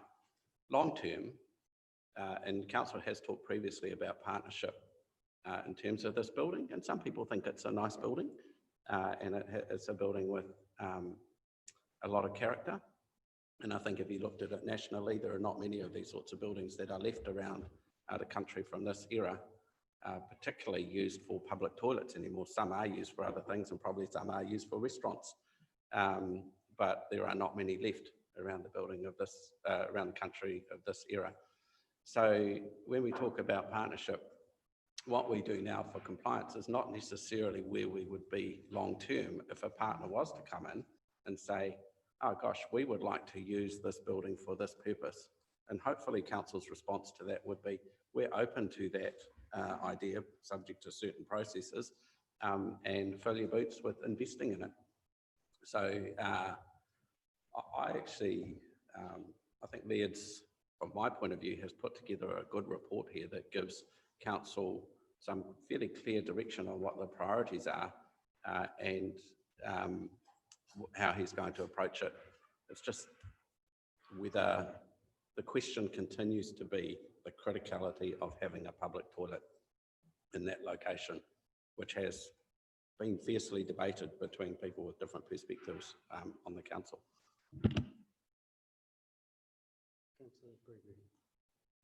Do you have any statistics for people who use that toilet?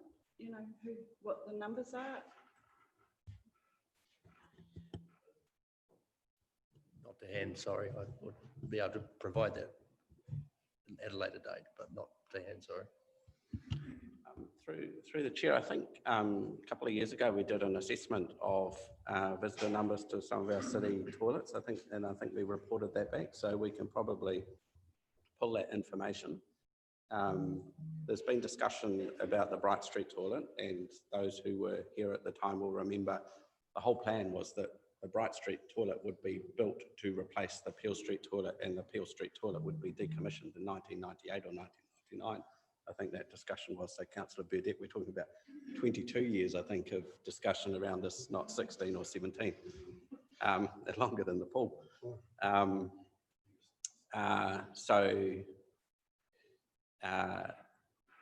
The question is whether Bright Street and Derby Street actually fulfil the role that Peel Street does currently if Peel Street was to be removed.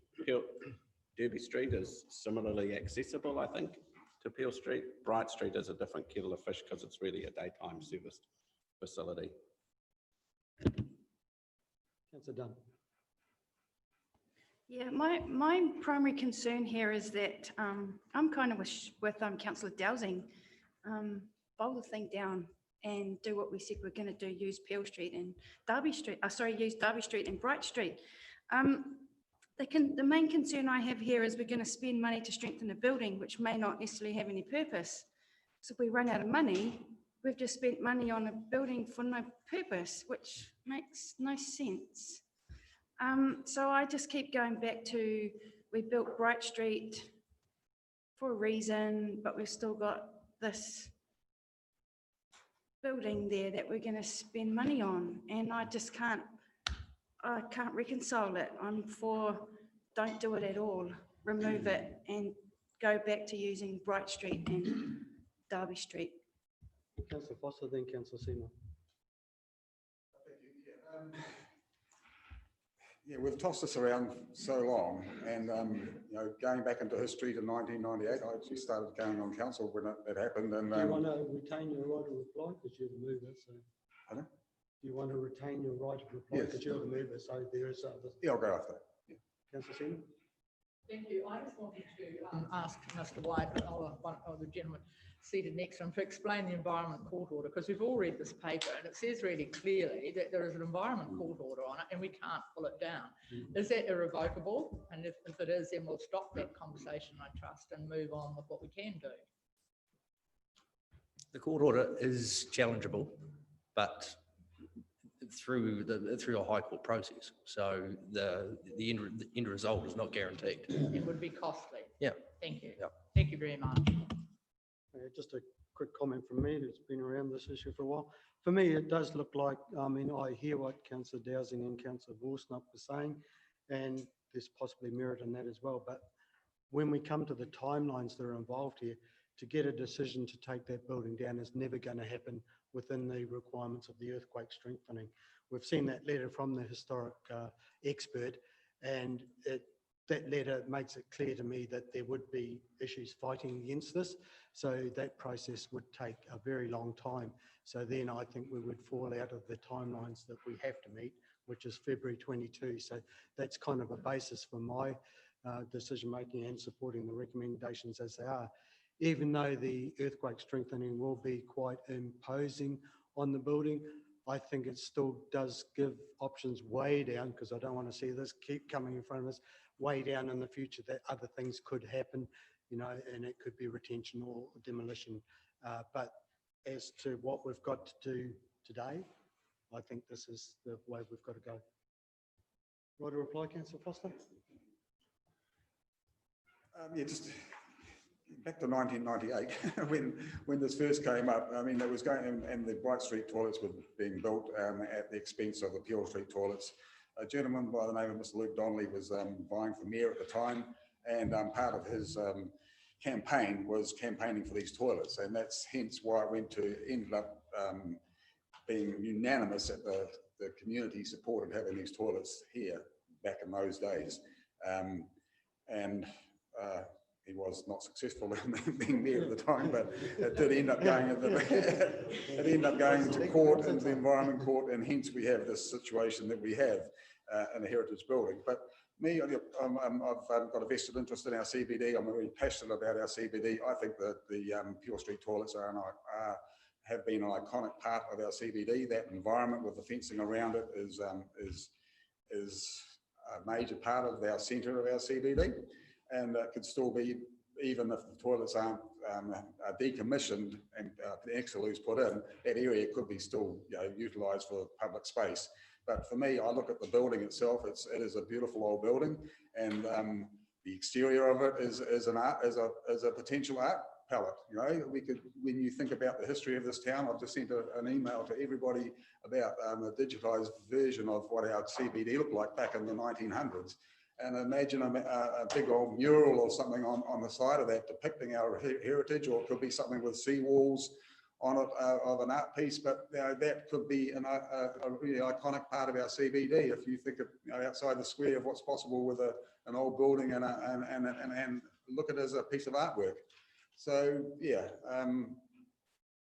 that's what I consider to be, you know, a part of what our future will be in this town. Unfortunately, the structure of the building is going to be way too costly. We've been down this track so often and had prices of over $1 million to upgrade it and to get it to a normal state. So that's way out of our budget.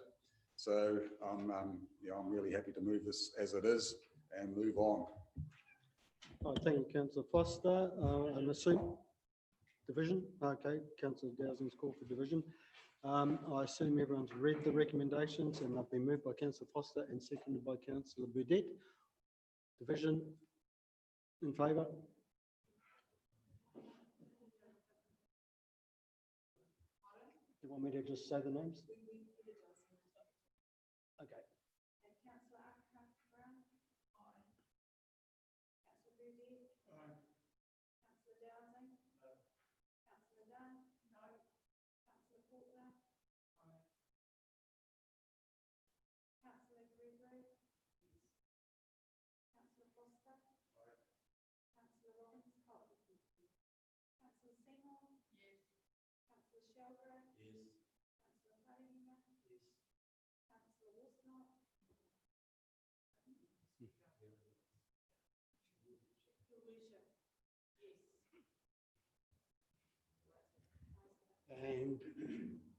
And you didn't say me, but I'm an I. No, you missed me. No. I was assuming you left the chair for late, just in case there was a casting vote, but I. Right, so it's moved. Yeah. Okay, the ayes have it. Thank you. Sorry? What was it? 3 against.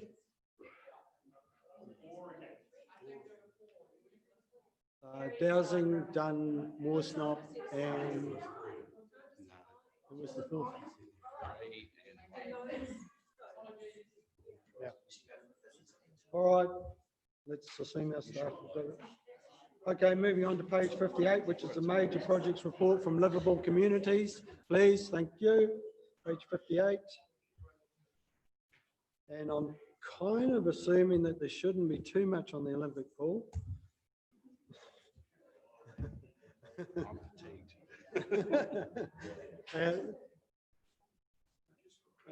Yep. Oh, you went here? Yep.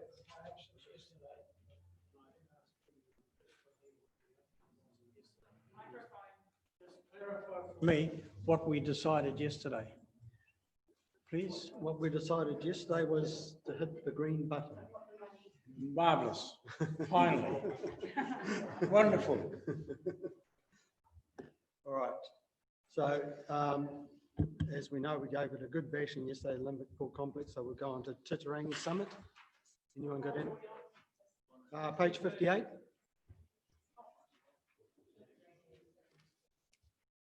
And Titirangi is on page 62. And it's just a noting report, so. Moved by Councillor Seymour. Seconded by Councillor Sheldrake. Anything further? No, hang on, Councillor Greavy. I just wonder what it meant for claims lodged against the grant. What does that mean? And point 19 on page 63.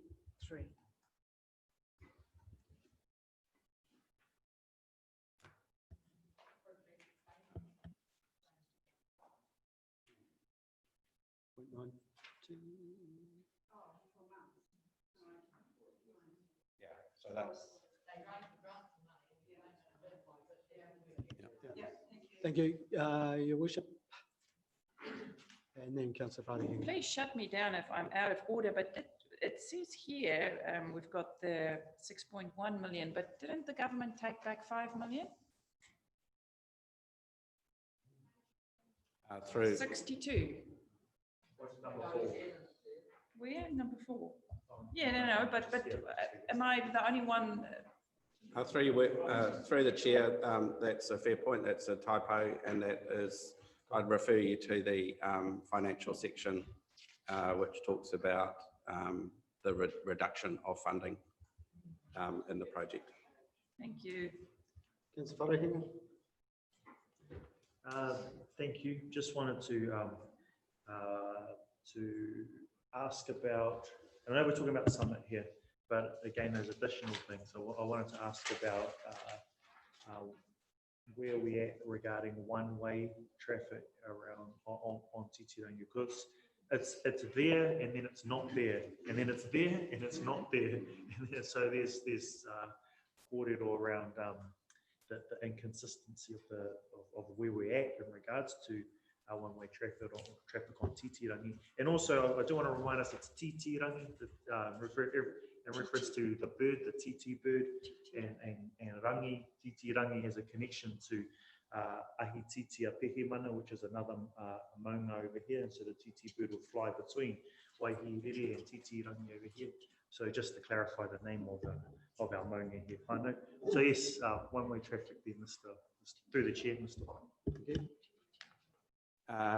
Through the chair, it's a Junior's conversation, and I think there was a recent report that came up, which is my latest understanding of that project is actually planned for and pretty much designed to be implemented. That's my understanding. Yes, through the chair, I'll just add to that. So that was approved in February before we went into lockdown, and the program was to take 18 months route implementation. So we might add a couple more on the other end of that. Thank you. All right, nothing further. Mr. Difford, one point out to me, who knows the facts of this matter, the ownership of Titirangi. Well, hey, I know it's the spiritual home for Oneone and Rongoforkata too, plus other sub-tribes. But in terms of ownership, it belongs to us. Am I correct? Who wants to have the correct? Well, I'll provide a comment. So in terms of the title, council's name is on the title. There's the small bit of land at the top, which is the broadcast tower, which there is a different organisation with the name on the title. I wouldn't take it any further than that at this point.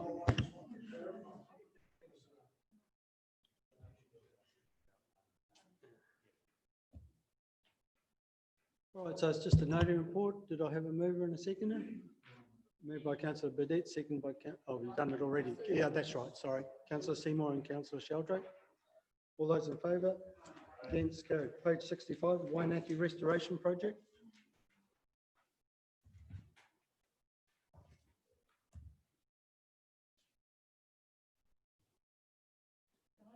Noting report. Sorry. Yep. Councillor Dunn, then councillor Seymour. Yes, thanks for this paper. I see that this is now the, was the Parmore restoration. I really like reading, being reminded that this is about securing the water pipeline, really, really important. On the figure on page 67, where it shows the area, is the waterworks bush covered in that area, or is it adjacent? So where it says the Tiarai bush catchment, that's not the waterworks bush, is it? Or is it? It is.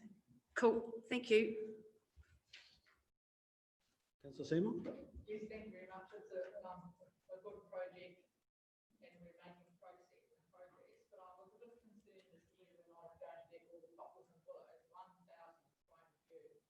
And it says here that it'll be planted, due to be planted. Has it been done? And I see where the report suggests that it'll be done in 2 weeks, but if you don't get poplars and willows to the ground pretty smartly now, then it's going to be too dry. So have they been planted, please?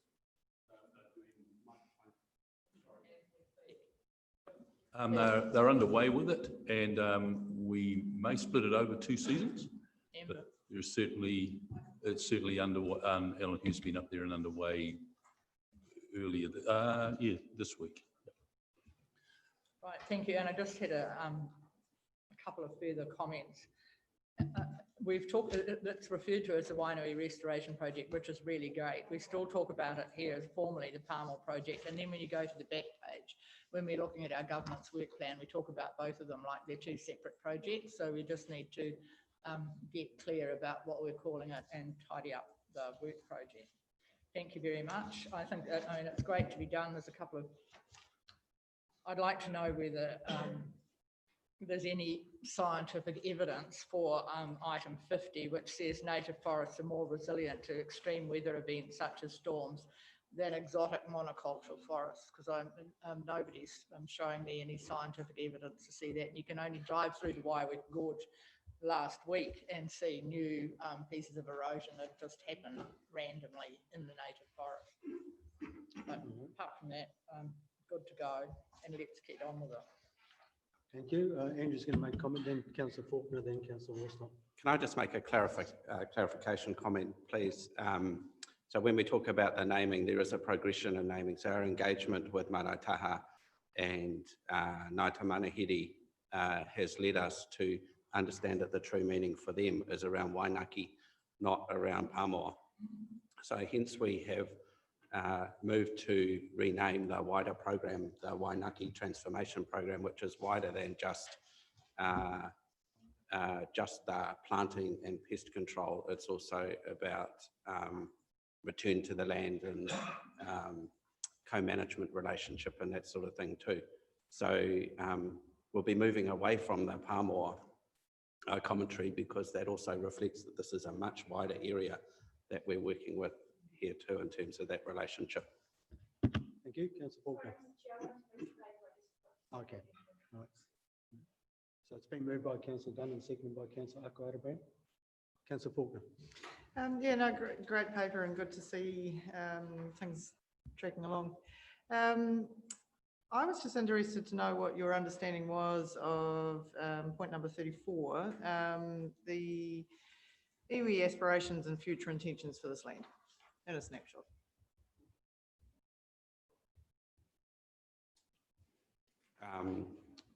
we're getting a picture of iwi and hapu aspirations, which are strongly about taking more of a lead role in terms of management and potentially governance of the land. And there will be a conversation coming with council initially, probably through the steering group that council decided it would like to set up, in which the Marataha Trust seems to be comfortable with going with at this point. A conversation around just what that means. So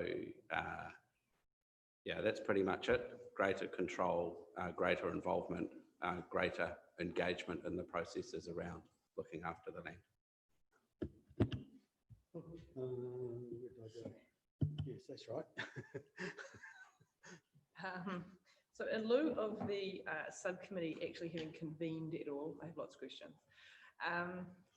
First of all, I note that the subcommittee is supposed to convene in August, I think it was August, according to something I've seen in here. Is that still on track? Because it definitely isn't in any of our diaries, I don't think. Secondly, I'd note that the planting is also due to take place, and Pat's probably kind of touched on my point in terms of how late are we, I guess, accepting planting taking place, because the later you get, the higher our risk of failure gets. And are we incurring holding fees, because we're getting quite late in the season, so nurseries quite often, if you don't pick up by X or Y, Z, they will start charging for that. So are we incurring costs, I suppose, the later we get? So that's two questions. And are we happy planting without having addressed the deer control issue? I noticed that we've had a reasonably successful goat control mission by the look of the yellow dots that are everywhere, but we haven't touched on deer, which are also quite fond of eating things. And lastly, the blackberry, which I know we talked about the way that weeds were going to be controlled in the last mention of this, and in my experience, hand weeding blackberries problematic. So do we have a an effective strategy? Because if you deal with that in the first year, that sets you up for some great success. But if we don't, it can potentially be a real issue, I suppose. So all power to you. Really wrapped with the detail in this. Thank you for all that information. But yeah, those are just the questions that jumped out at me.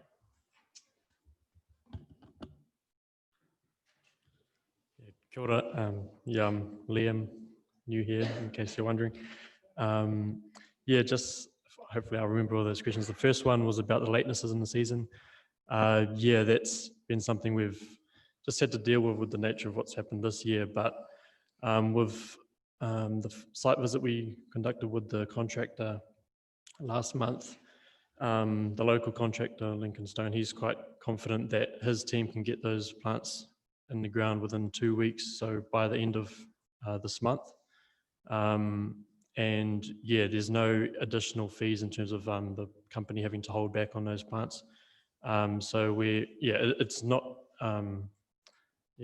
ideal for us to be planting this late in the season, but if we were to get plants in at all, yeah, unfortunately this is what's happened. And even just with the weather, just recently, they've had to hold back their spraying, but I think we can't hold back on the planting. But yeah, there'll be spot spraying this weekend. So they're just kind of preparing the land now. And yeah, the polls are going on at the moment as well up there. With the deer, so we've had goats, and that's been going really well. The culling operations just finished again last week, the second round. Apparently there's not a lot of deer in the area, according to the goat cullers who have been kind of scouting through the area. They think there is a bit of sign in Waterworks bush. Mostly it's pigs, and that's going to be a big problem. But I think we're in a pretty good situation because just the anecdotal reports are that the area is pretty cleansed out of goats now, and while there may be some pigs coming out of Waingaki bush, Waterworks bush, it's not going to be a deal breaker in terms of getting these plants growing up well. And yeah, I'm sure once we go through the right kind of communications approach, we can start expanding into the pigs and deer. It's just something we're going to have to hope that they don't have a huge impact. But yeah, definitely around all the areas they've been, it's just the Waingaki Waterworks bush where there seems to be a bit of a stronghold of the pigs and deer. And goats were the number one concern, which we're quite confident they've been cleared out, and they're also going to be coming in soon after planting again to do another hit, especially around those areas where the new plantings will be. So that'll kind of hopefully give us a bit of extra security there. Sorry, was there one more question? Oh yeah. So once we've got the planting on the ground, I've kind of hit the ground running in terms of just being here over a month, and we're missing another staff member, Amy, who will start to kind of create some of our strategic plans for the wider project. But as soon as we've kind of got these plants in the ground and we're confident with that side of things, we'll start looking at some weed strategy plans. And yeah, I understand that we're able to do spot spraying and maybe some truck-based stuff, which will kind of be able to deal to clumps of blackberry. I mean, you don't see a lot of it up there. I think it's mostly around roadsides and stuff. So hopefully we can kind of deal to those from the road, and definitely try and reduce hand weeding of blackberry. The wildings will be another issue, which we're starting to turn our head to. But yeah, hopefully we soon we'll start to create a more focused weed strategy. Yeah. Thank you. I've seen a lot of hands go up, so can we put them all up again? I'll make some sense out of it. Terry? Thank you, no. Amber, do you want to keep your right of reply? So you put it in your right of reply so you go last. Yep, might be easier.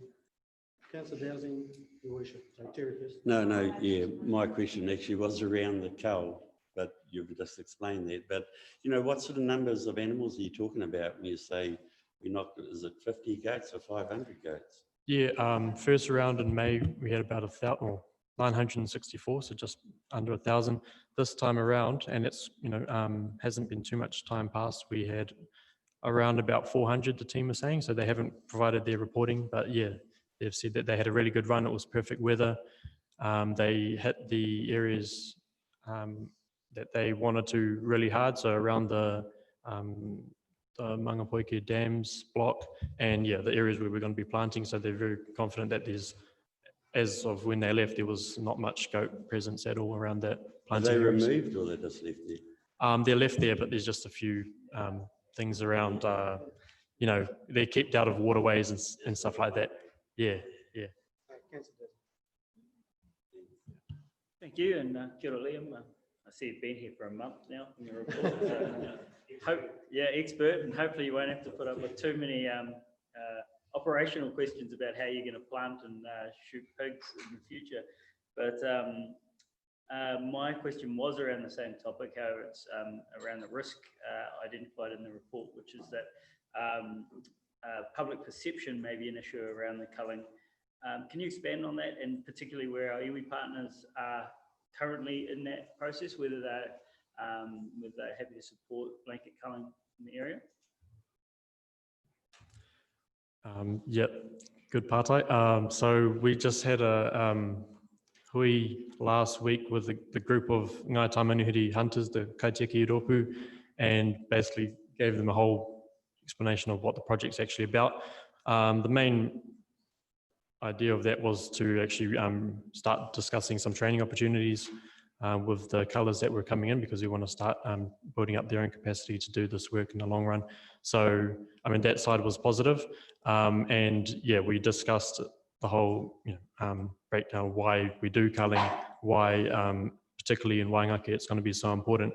And I think, of all the groups that were probably going to be quite opposed, that would be one of them. And they're generally supportive of it. I think everyone was interested in the training side. And then the question was more about, so will there be 0 pigs left, or will there be enough pigs left for us to go and hunt still? And then, there's things about access, which we, we'll have to keep talking with them in the long run. I think in the broader district, there's still going to be some opposition to, culling right down, or, control of pigs and deer. And yeah, I haven't really been involved in much kind of strategic planning on how we're going to approach that from comms perspective and stuff like that. But I'm hopefully that, through awareness of what the ecological value of Waingaki is, we can kind of start to break down those barriers and, come up with other options as for people in that area who, maybe we can work out some other arrangements, and maybe just through getting those roles filled by the iwi in terms of, eventually leading to paid employment, that can kind of be another way that we, it's a trade-off, in terms of maybe not being able to hunt that area, but having someone employed to do the trapping and control. Yeah. Great, thank you. And my next question was going to be on training opportunities, but you've pretty much summed that up through there, so that's great. Thank you. Councillor Grant. Thank you, Mr. Chair. Without sounding like everyone else has kind of asked similar questions, but you've had a mihi whakatau, so I just wanted to welcome you here to this space and thank you for the mahi you are doing, hitting the ground running. I see in the points that we're all raising in the 20, paragraph number 20, control of these other undulates will require community buy-in. And I was figuring that one of the buy-ins would be the food that is being culled as leverage. So you mentioned the goats are just left, but are any of them given over for food or to dogs, or is it simply that's the mandate we have, is to cull and there's no collection of? Yep. And someone else might want to add on to this, but right now it seems like a bit of waste, and particularly from a Te Ao Māori perspective, it's Momo Kai, which is not going to go down with a lot of people, and this is something we talked about with the hunting ropu last week. But I was talking to one of the colours, and he was saying, like, for example, in the Taranaki with the eradication program that got on the maunga there, that they keep about 10%, which doesn't seem still seems like a lot of waste, but just as a thing where they actually turned it into sausages and they'd give it to the local schools and kind of a bit of a give back. And while it's not the whole amount, it's kind of a bit of a symbolic thing. So, I mean, that was a little idea. I think right now there's safety measures for the colours where, they're just out there to shoot and do their job. But if they were to, be taking back even just a few carcasses home just to, share out, that's kind of a risk for them, in terms of tripping over with the heavy weight and all that stuff. So that was my understanding of why we don't take, or why they don't take anything out at all.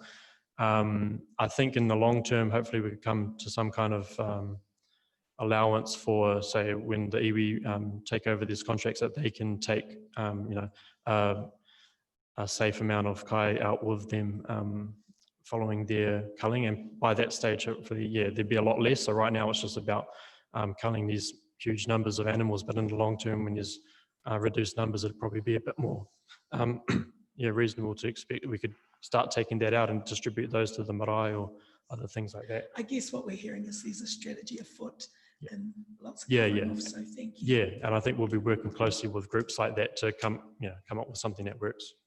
Councillor Seymour. One of my questions earlier, and I know I've asked about the financial implications of this report, of the project, and I see what it says under financial budget, but we've never heard how much we get back from the trees from our joint venture over the Palmore Forest. And then when I read paragraph 51, which says we're temporarily giving up carbon credits with the expectation we'll be able to register these later. So can I ask what cost that's run to for the budget for this project? Because it's not temporarily giving them up as a bit of a sleight of hand. Through the chair, we can come back to the councillors on that particular figure. I can't give you an answer today, sorry. So I just want to make the point that this is not really transparent, because we discussed forfeiting the carbon credits and you have to pay for them. So thank you to that, Mr. White. And we've never heard actually how much return we got from any of the trees that were sold that enabled this land to be available to be replanted. So I'd like to know that figure too. Thank you. Okay, thanks. So if there's nothing further, I'll give Councillor Dunn the right to reply with incorporated questions. Yeah, okay, I'll take away my question. I just wanted to point everyone's attention towards paragraphs 59, 60 and 61, which says a lack of tangata whenua involvement. And that 59 says Ngāi Tā Manuhiri are very eager to take over the work of the contracts. This is a new direction, I think, that we're heading with mana whenua, and I just wanted to make everyone aware that Waikato Regional Council have just handed over their regulatory water quality monitoring to Whare Toa. So it's happening around New Zealand, and it's not unusual, and it's quite nice to see that we're heading in the same direction as well. And that's all I really wanted to say. All right, thanks. Been moved by Councillor Dunn and seconded by Councillor Burdett. All those in favour? Against? Carried. Next, we've got the Land Overlay 3A and Sustainable Hill Country Project, page 88.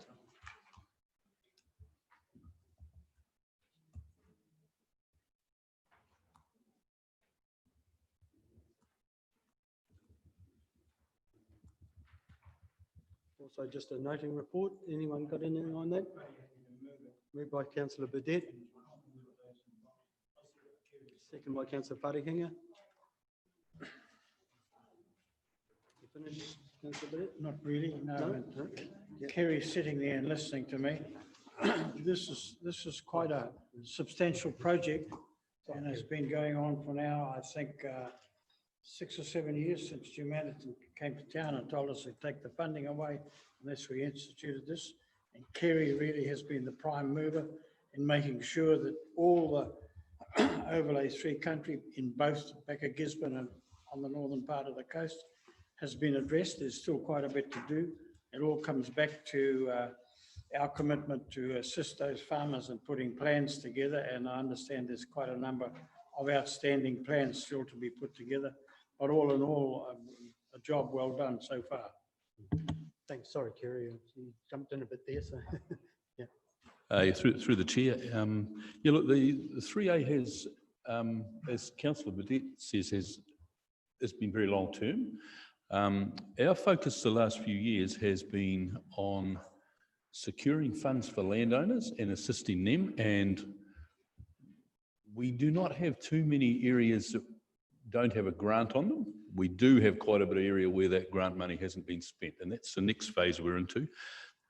The change from the ECFP to the 1 billion trees has been a little disruptive in that some areas that we looked at, for instance, managed reversion, we looked at just fencing areas out because that's what was affordable to the landowner. Now there's extra funding to actually plant Indigenous seedlings in amongst that.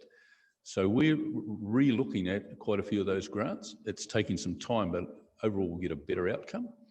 That does come at the expense of how we're progressing with the works plans. But at the moment, we've got quite a few works plans that if the priority was to just churn them out, we could get quite a lot done very quickly. And we haven't done that because we've focused on getting funds for people and getting work actually done. Now, the big limiting factor we have is plant material, and we are working our way through that. And I mentioned it in here, and it's only changed the last little while. We did also have a shortage of people to do planting.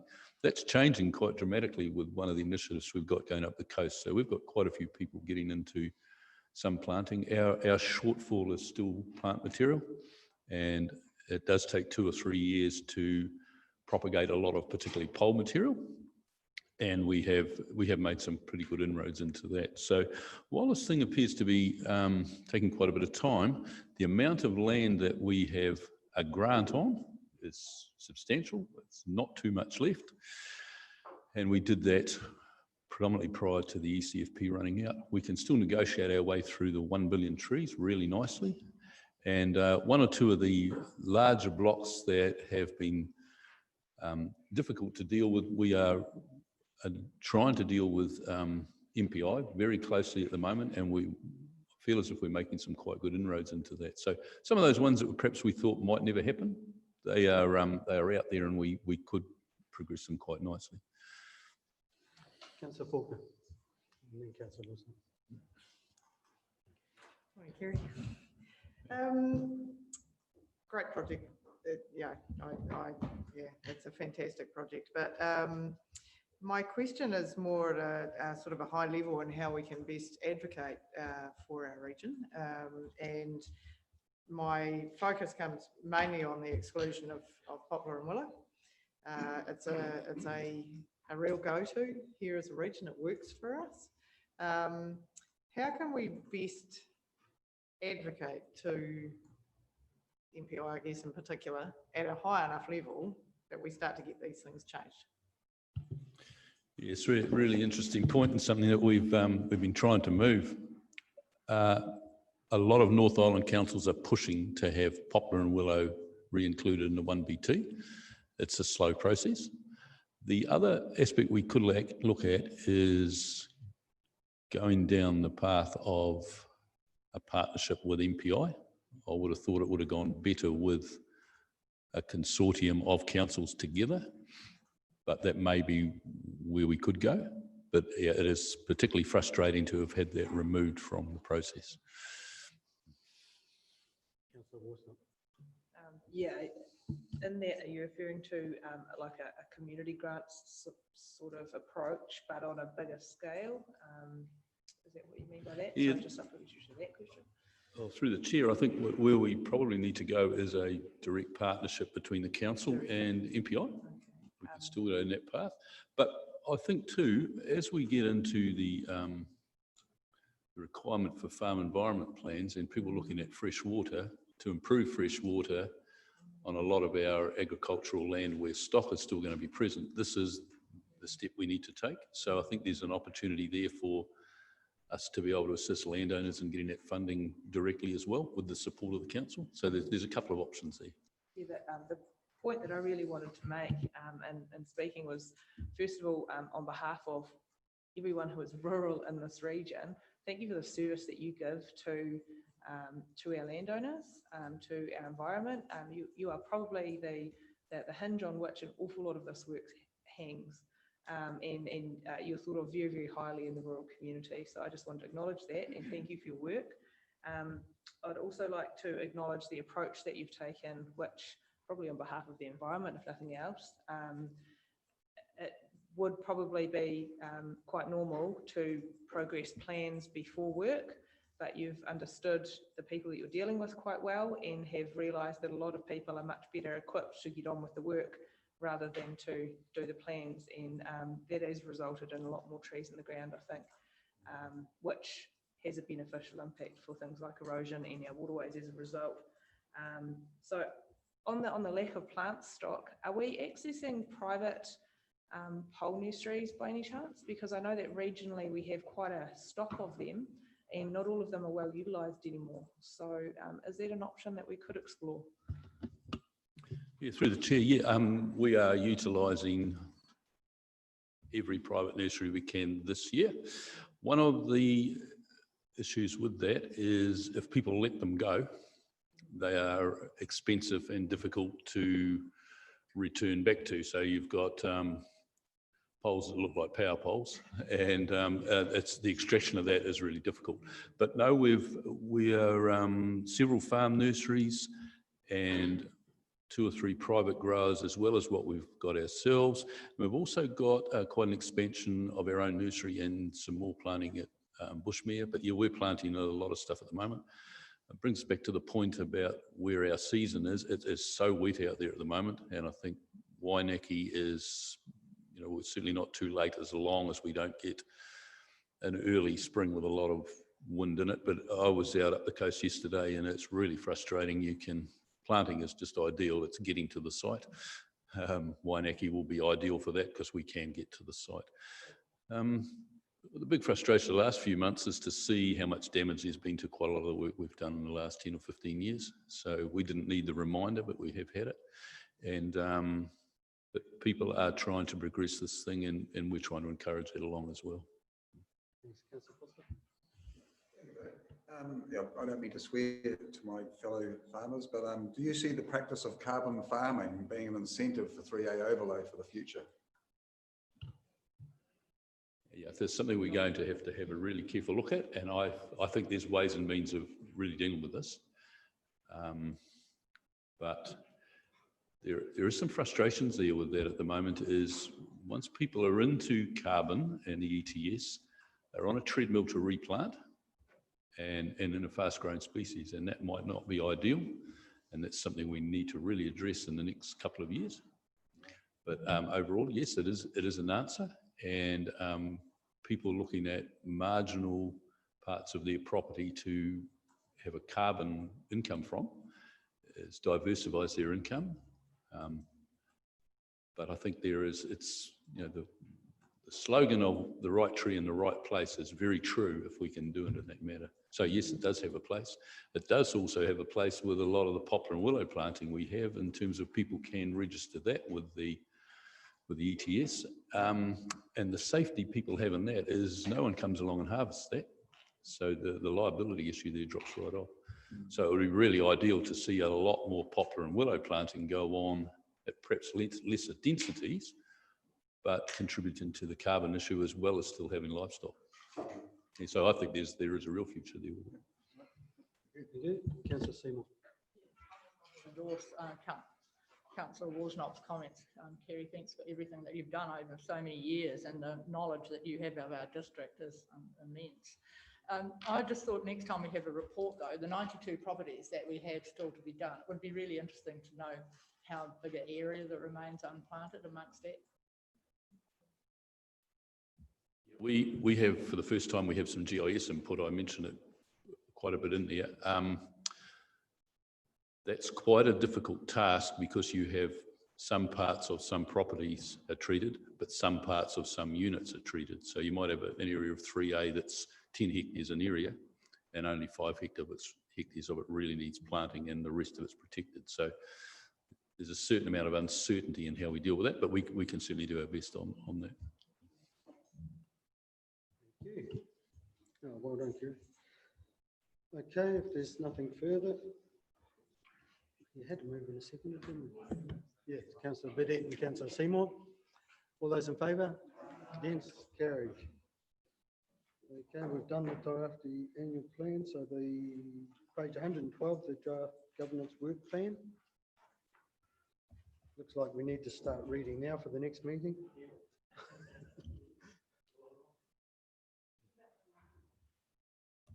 Mr. Chairman, can I just ask then? Oh, that's after. Yes. Mr. Chairman, with respect to that paper, could Mr.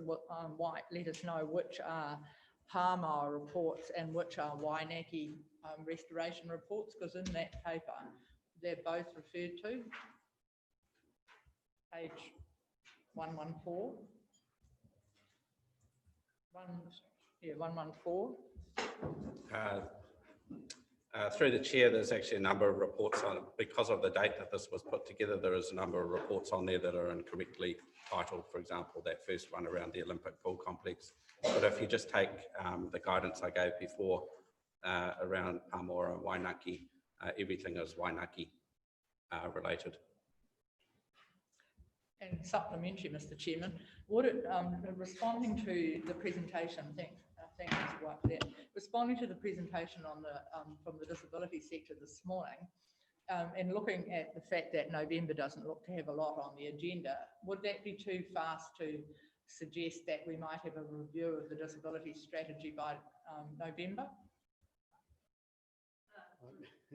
Through the chair, I think we need to have a discussion about that review more generally, the timing of it alongside all our other strategic work programs. So I can't commit staff resources to bring something back by then, sorry.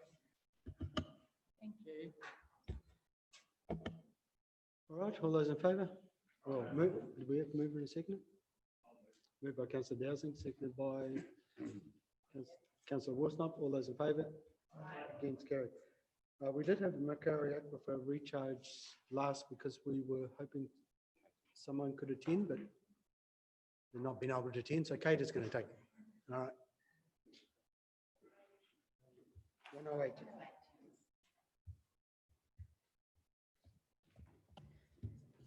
Morena. My apologies on behalf of Graham. He's at a hospital appointment that was intended to be finished in time, but clearly not. So I'll try my best to speak to the science questions and happy to take those. But in general, I can if we can keep it high level, I'll be able to respond. No. You're happy to take questions now, are you? Okay, yeah, okay, yeah. You might be able to actually answer this one. So my question was just around the time that it's taking to convene the subcommittee. I know probably in council, we're probably reasonably used to things taking a while, but there's probably people sitting on likely to be brought into the subcommittee who are less likely to understand these long timeframes, and to what extent are we engaging with them, and how well do they understand that this hasn't actually stopped? It's still going to go, because I think that's probably a major bit of feedback that I get is simply the time that it's taking for everything. Yeah, through the chair. So I guess the journey this year as well has been around the challenge of getting the data. So the weather has implicated the injections as one of the challenges. Again, as well, the lockdown, and then also prior to that was the drought. So that kind of issue has pushed out prioritising a subcommittee with what are we going to talk about. You know, you kind of need the data to direct the committee with what we can talk about, and obviously future steps. So that's really been, and that is, as I understand it, has been communicated, but noting the concerns, and so we'll keep an eye on increasing that comms. Thank you, Councillor Dowsing, then Councillor Gregory. Thank you. I'd like to ask what our best case scenario aspirations are for actually having a working MARP project that actually achieves the goals that are set out. Well, when could we expect to see something if everything went well? So the next steps on page 111 really will tell you the output and the assessment of that scientific data. So in the report we reference, we're trying to get that independent assessment so that we can bring that back to you as council and say, hey, this is what the science is telling you. Green light or red light. So that independent voice as opposed to, I guess, a council view. And then from there, with the decisions. At the same time, just preparing some information for you as well around the future of allocation. So there's been some pretty big announcements this week from central government around the management of freshwater, and we're grappling with how we're going to manage that with the potential,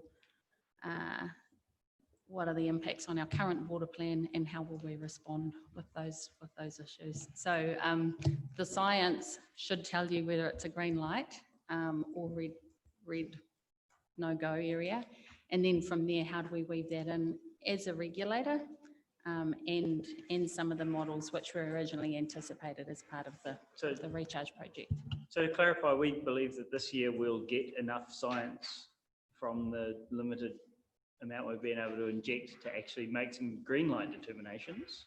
My understanding is yes. Okay. And so what?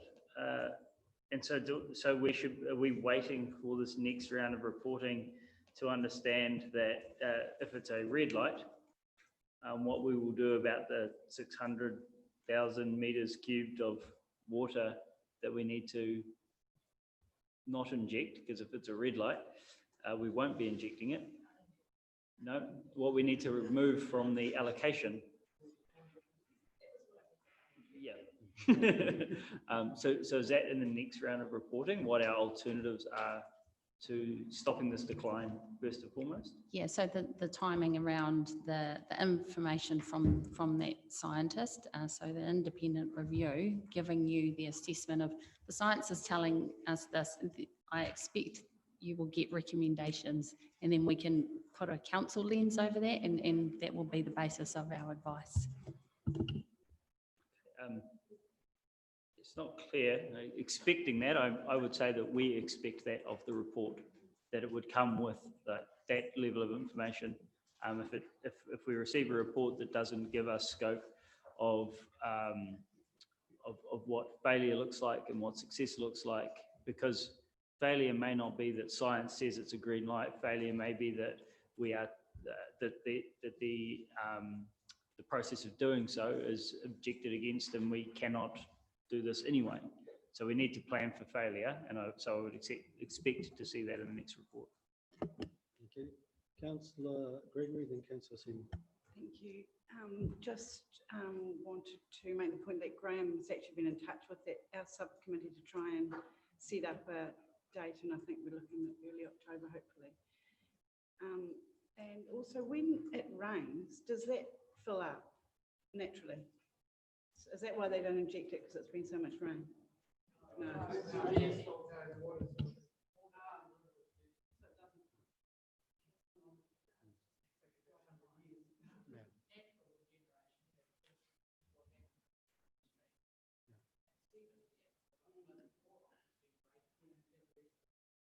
Councillor Seymour, then your worship. Thanks. I'm just concerned at 10, I mean, I have some other concerns that every time we do a trial, we never get to inject the quantum that we need. And the first time it was because the gear broke down. And this is what makes me think about it, is that at the time, they took ages, whoever they were, to come and repair the pump. And private enterprise who were involved on the fringe of this trial pointed out to me that if that was the pump in their orchard, it would be fixed the next day. So when I read 10, to get a better understanding of the full cost of infrastructure needed for a permanent MAR, local businesses are asked to quote. Now, as I think about the other things they've talked about this morning, sometimes councils seem to be a good cash cow. And part of the interest by MAR Incorporated was that they might have done some of that work to save the ratepayer. And I mean, obviously it was subject to it being a successful project. But why is council rushing off looking to get a cost of the infrastructure necessary to implement such a scheme, which will be hypothetical anyway, because you're not going to be implementing the scheme for 2 or 3 years till a whole lot more work is done. So you're going to cause A, your project manager to do the work, B, you're going to get a quote, which probably the supplier, if they're worth their salt, will say this will last for 3 months. So in effect, that's useless. And I mean, the point I thought was we were doing the science and establishing that and the iwi engagement, establishing that it could be done. But if we've only ingested 21,000 cubic litres this year, is that going to be enough? And it's been indicated it might be. I just can't believe that we're rushing out getting quotes for equipment at this particular point in time. And I think that goes to the next steps question, which will. Okay. Yeah. See ya. Through the chair, I think you're spot on, Councillor Seymour. We don't want to be jumping in and providing the infrastructure. My understanding is around this is getting a sense as to what it might cost for the sector then take it over and carry on with it. Our role is in the consenting, regulating space, not in providing infrastructure for business purposes around the MAR.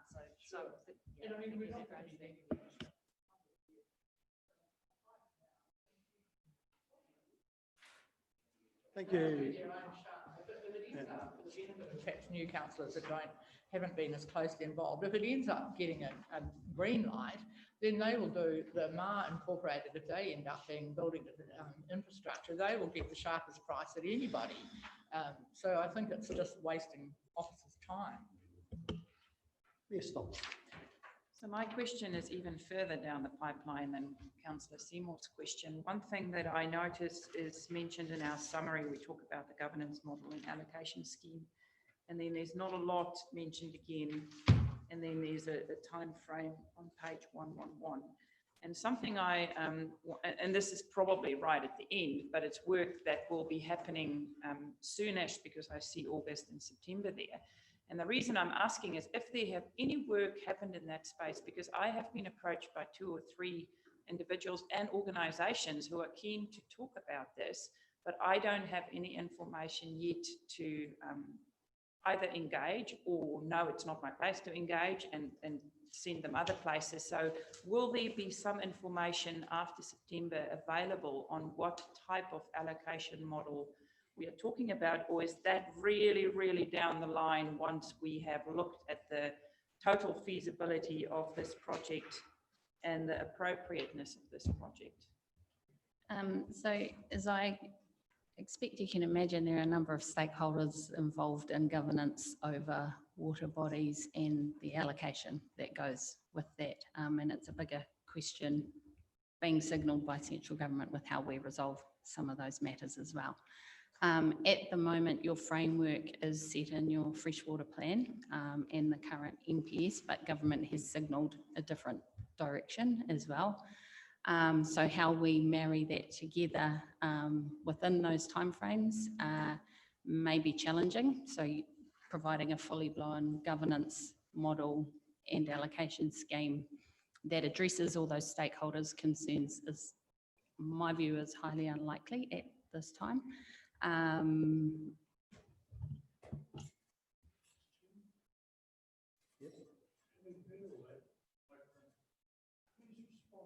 Is it, given that we've driven it, to scope out what could eventually be a business?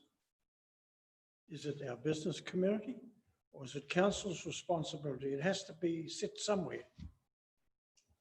So the project we're responsible for here, and some of the, in the design of the project, we did indicate we'd consider governance models and allocation schemes and things.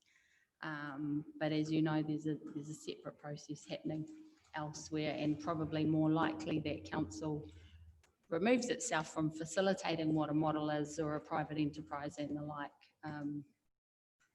at a future date. Those end reports should kind of give you the indication that council should perhaps remain as the regulator as opposed to the facilitator of this. Supplementary to that, Mr. Chairman, was the reason I asked, because we can't be the business operator and the regulator. All right, it's just a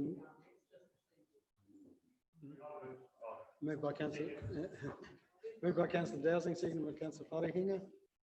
Nothing further. All those in favour? Against? Carried. Kate, are you doing the operation, the transport presentation? Who's the workshop? After lunch. Yeah. Any idea how long it might? About an hour. Okay, so that I'm actually ahead of schedule for once in my career.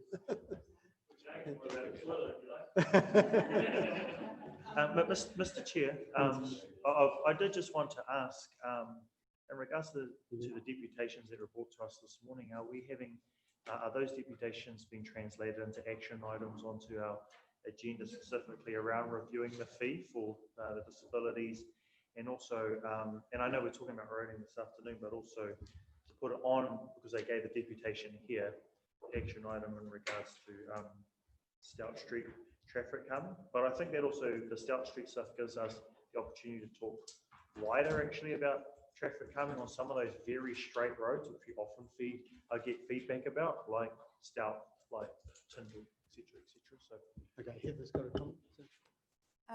I've had feedback already from the parking team that this is something that they have been looking at and they have done the research, so I'm sure that we will be, yes, it does go on the action sheet.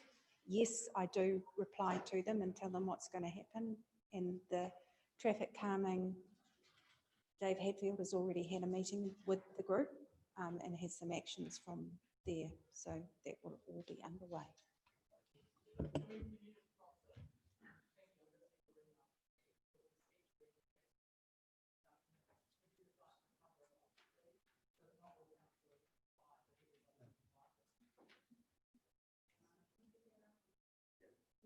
Yeah, even just the starting time, 1 o'clock. Okay, yep.